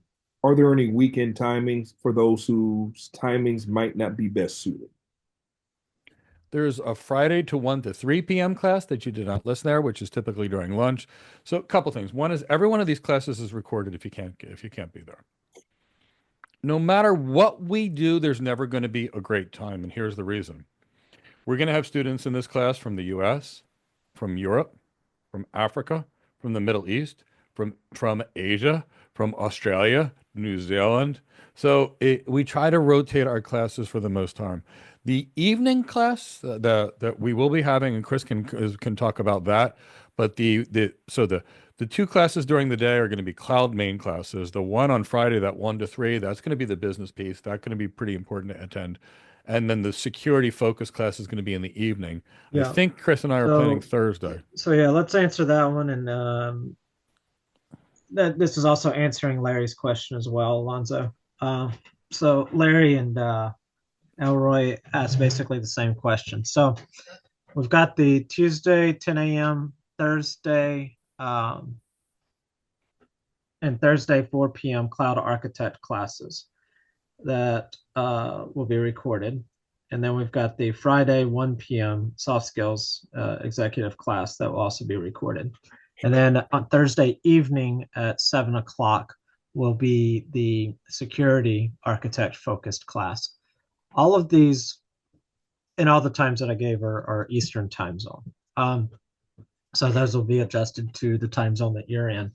So all of those classes are recorded and made available in the training portal within 24 hours. Usually quicker, just depends on how long it takes for it to process. All of those are made available for you to watch. We've got our Slack community to help you if you're not able to attend the classes live. You come into the Slack community and ask questions and about any of the recordings that you might watch, and we'll get you answered in there.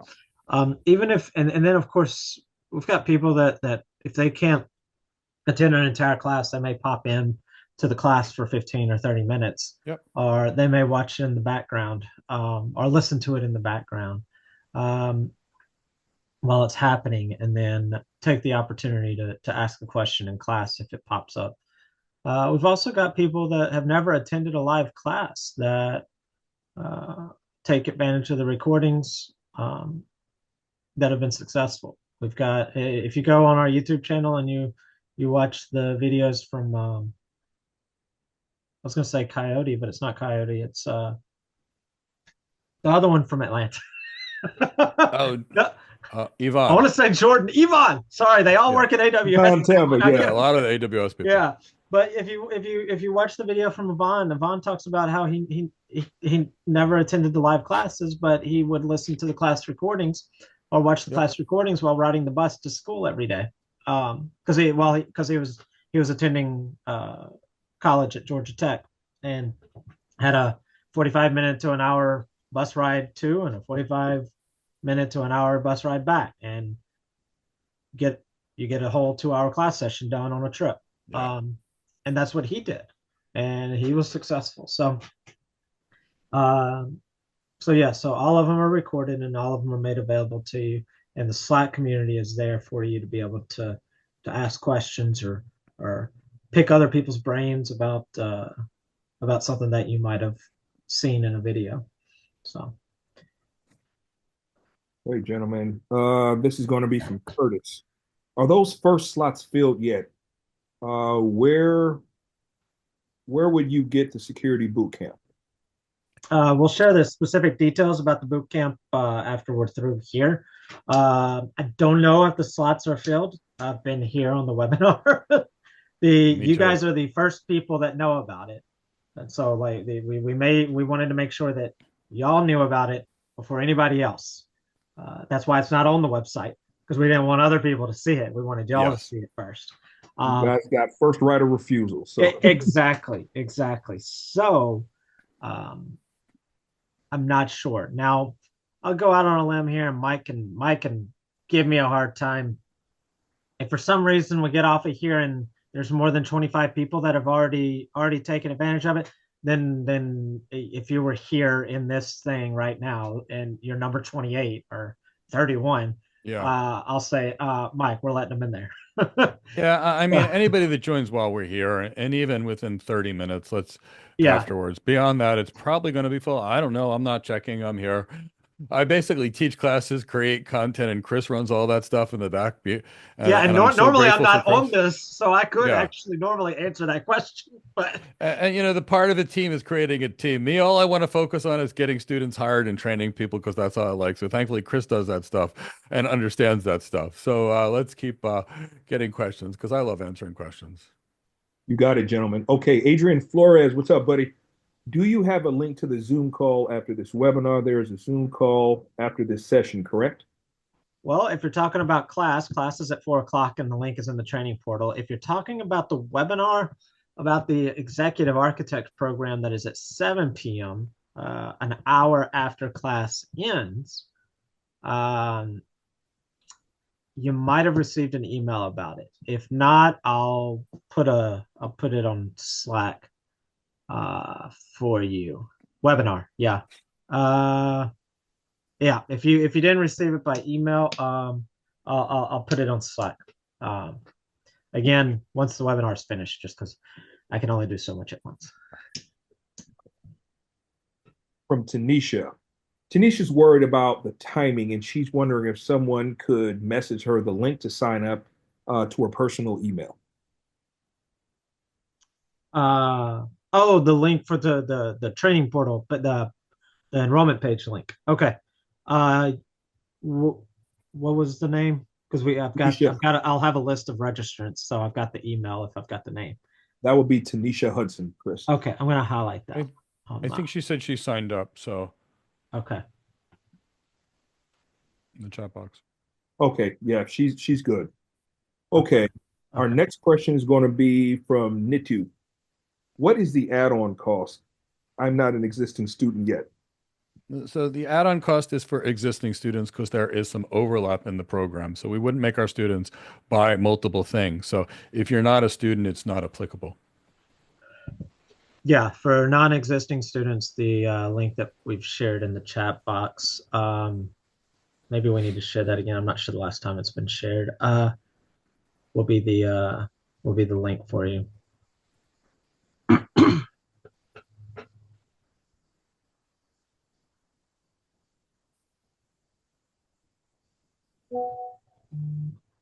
All Okay. right. So Alonzo, I think have you're the one that's got the schedule today. Mike does not have the schedule today. So I think you have to go, don't you? I do. I have calls to return. We've gotten a barrage of calls about interest about the security program and lots of other things that we do. And I want to be the first to say, I will definitely be reaching out to everyone who touched base with me. And thank you so much for allowing me to be a part of this and answer questions with the rest of the Go Cloud Careers team. And we hope to see you all in class very soon. All right. Thanks, Alonzo. Take Thank care, you. Alonzo. I'll stick around a few more minutes Stay if there's warm out questions. there, Alonzo. Yeah. All right, let's go. Keep going on the questions here. So Jose asked, for those of us enrolled in the program already, when will the Security Architect program show on our dashboard for us to select to sign up? So if you're okay, so you're asking when for those existing students, when will it show up on your dashboard to sign up? Send me a Slack message, Jose. Yep. And I will share the details with you once we've wrapped up the webinar. All right. Let's see. Jose's going to love this. I know him and his networking background. All right. And for anybody that sent me a message on Slack, I've responded to you. If I haven't, I will be. So just bear with me.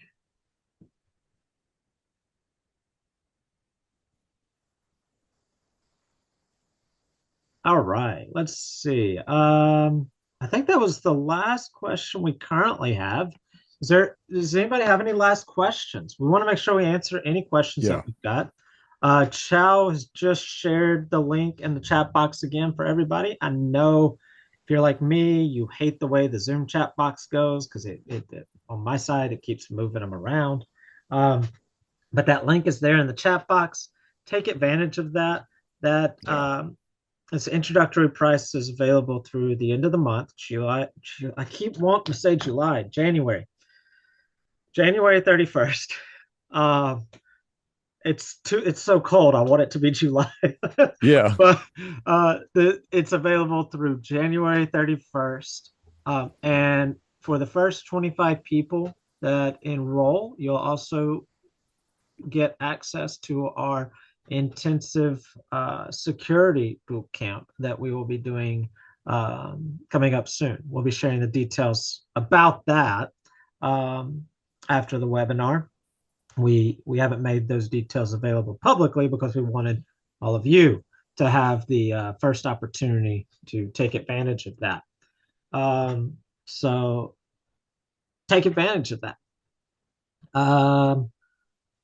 After that first 25, that boot camp will be an additional cost because it is a separate item. So take advantage of that while it is available. So Oak Grant says, I don't think this is a fair question because they're asking me to rank my programs, but let's talk about careers. Yes, security AI architect. How would you rank the programs from top to mid? So they're both, I'll talk about both of the careers and both of the programs. They're both extremely good programs. The AI architect program is made by David Lithicum. Everybody knows David. He's written like 40,000 articles and written 16 major books. He was Deloitte's chief cloud strategist. So everybody knows David and he's awesome. That's more about artificial intelligence and designing artificial intelligence architectures. And guess what? It's the future. It's exciting and it's awesome. And there's security architecture, which to me is more fun. To me, it's more exciting. Is it more exciting in reality? No. But, my whole life has either been about practicing medicine. I was a firefighter, paramedic. I, trained in many warrior arts. If you look at me, my background, who I am, everything has been about protecting others, being the sheepdog to help keep others in good standing. So for me, the security aligns near and dear to my heart.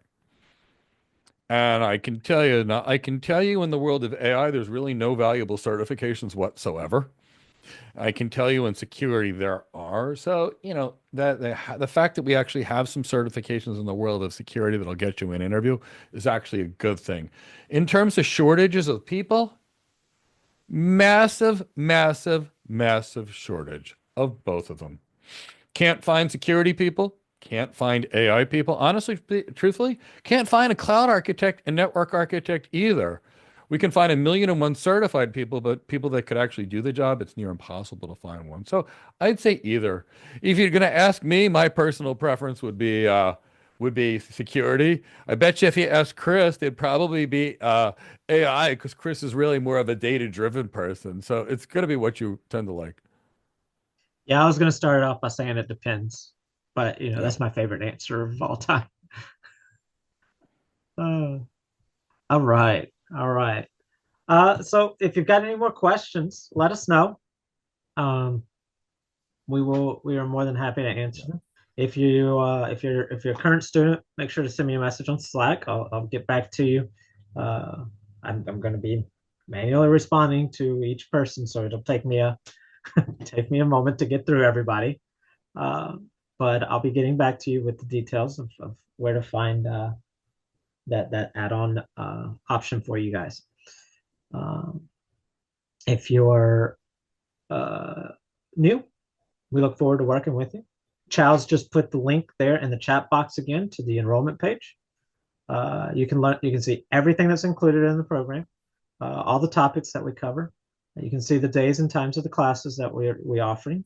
You can see all of that. You can see the special introductory pricing that we have available, $2,000 off through January 31st. And you can see the payment options that we have, the one-time payment, the 3-month payment, the 6-month payment. Also, if you are the first 25, or if you enroll within 30 minutes or so of the webinar, then you get you'll get access to our intensive security workshop. And we'll be sharing the details about that after the webinar. Make sure to take advantage of all that. If you're considering it, take advantage of it. That workshop that boot camp is going to be something special. You're going to have the opportunity to pick brains, ask questions, learn in real time, and you'll have the recordings of it once it's finished. So take advantage of that. Kat asked, will this be a self-paced training? Yeah, so this is definitely self-paced training. If you notice my little cat's asking of services for me right now. But so my manager here. But no, this is going to be a self-paced program, and you're going to stay in this program until you're hired. So this is a program until you have your security architect job. I want you staying in it. I want you working the program. I want you to love the life of an architect the same way I do, because it's just the best job in the world. Absolutely. And to further that question, it's not batch. It's not batch No. training. It's not batch enrollments. You enroll, you work at your own pace, but you're also working in a group of other people. You're working within our community. You're going to be working with people that are working full time as architects that are still coming to class because they want to keep learning, so they keep coming to class. Yep. You're going to be working alongside people that are in your place, starting from scratch, maybe not starting from scratch, but transitioning careers from a sales engineer role, maybe, and Yep. maybe you've got 20 years of experience in networking, and you're making this transition. And there's going to be other people in there. There's going to be people that have experience in security. There's going to be people that have experience in DevOps. There's going to be people that have experience in hotels, and people that have been doctors, people that have been teachers, and you're going to be with people that are in different points in their learning, but that's on purpose. It benefits everyone involved to work with people that are in different stages of their career and different stages of their development. So, good question. Thank you for asking that. All right. Well, I believe that is it. I think so. So, for those of you that signed up, and it looked like a whole lot of registrations came in, I'm really excited to work with you. I'm looking forward to seeing you in class on the times where you can come to class. Looking forward to seeing some of your assignments, how you turn in, because you'll turn in stuff and we'll give you feedback because we want you to get better. I'm excited to know you, and I'm looking forward that if you're in these classes and I get to meet you, when the employers come back for me for a reference, I'm looking forward to telling them how great you are, assuming you do a great job, because I know you will. So honestly, for those of you that signed up, welcome. Can't wait to meet you. Start joining some of the cloud and leadership classes already because we're excited to have you. And then immediately upon the release of the security classes, come to them too. But start. Have some fun. You're going to see a big drop of new content next month as well that we're all excited about in this program. And I'll see you soon. If you haven't, the course is normally $34.99. It's $2,000 off. So that's almost 60%. I would take advantage of that while it lasts. Plus that 1 week, I mean, that would normally be a couple $1,000s for a week like that. And we're giving it away for free for the first 25. So I think there's still a couple of slots left over. Not sure. So please sign up. And if you sign up now, we're going to put you in there anyway. Take care, everyone. And I look forward to seeing you in class. All right. Bye, everybody. Have a great afternoon, Take care. evening, Bye, everybody. night, morning.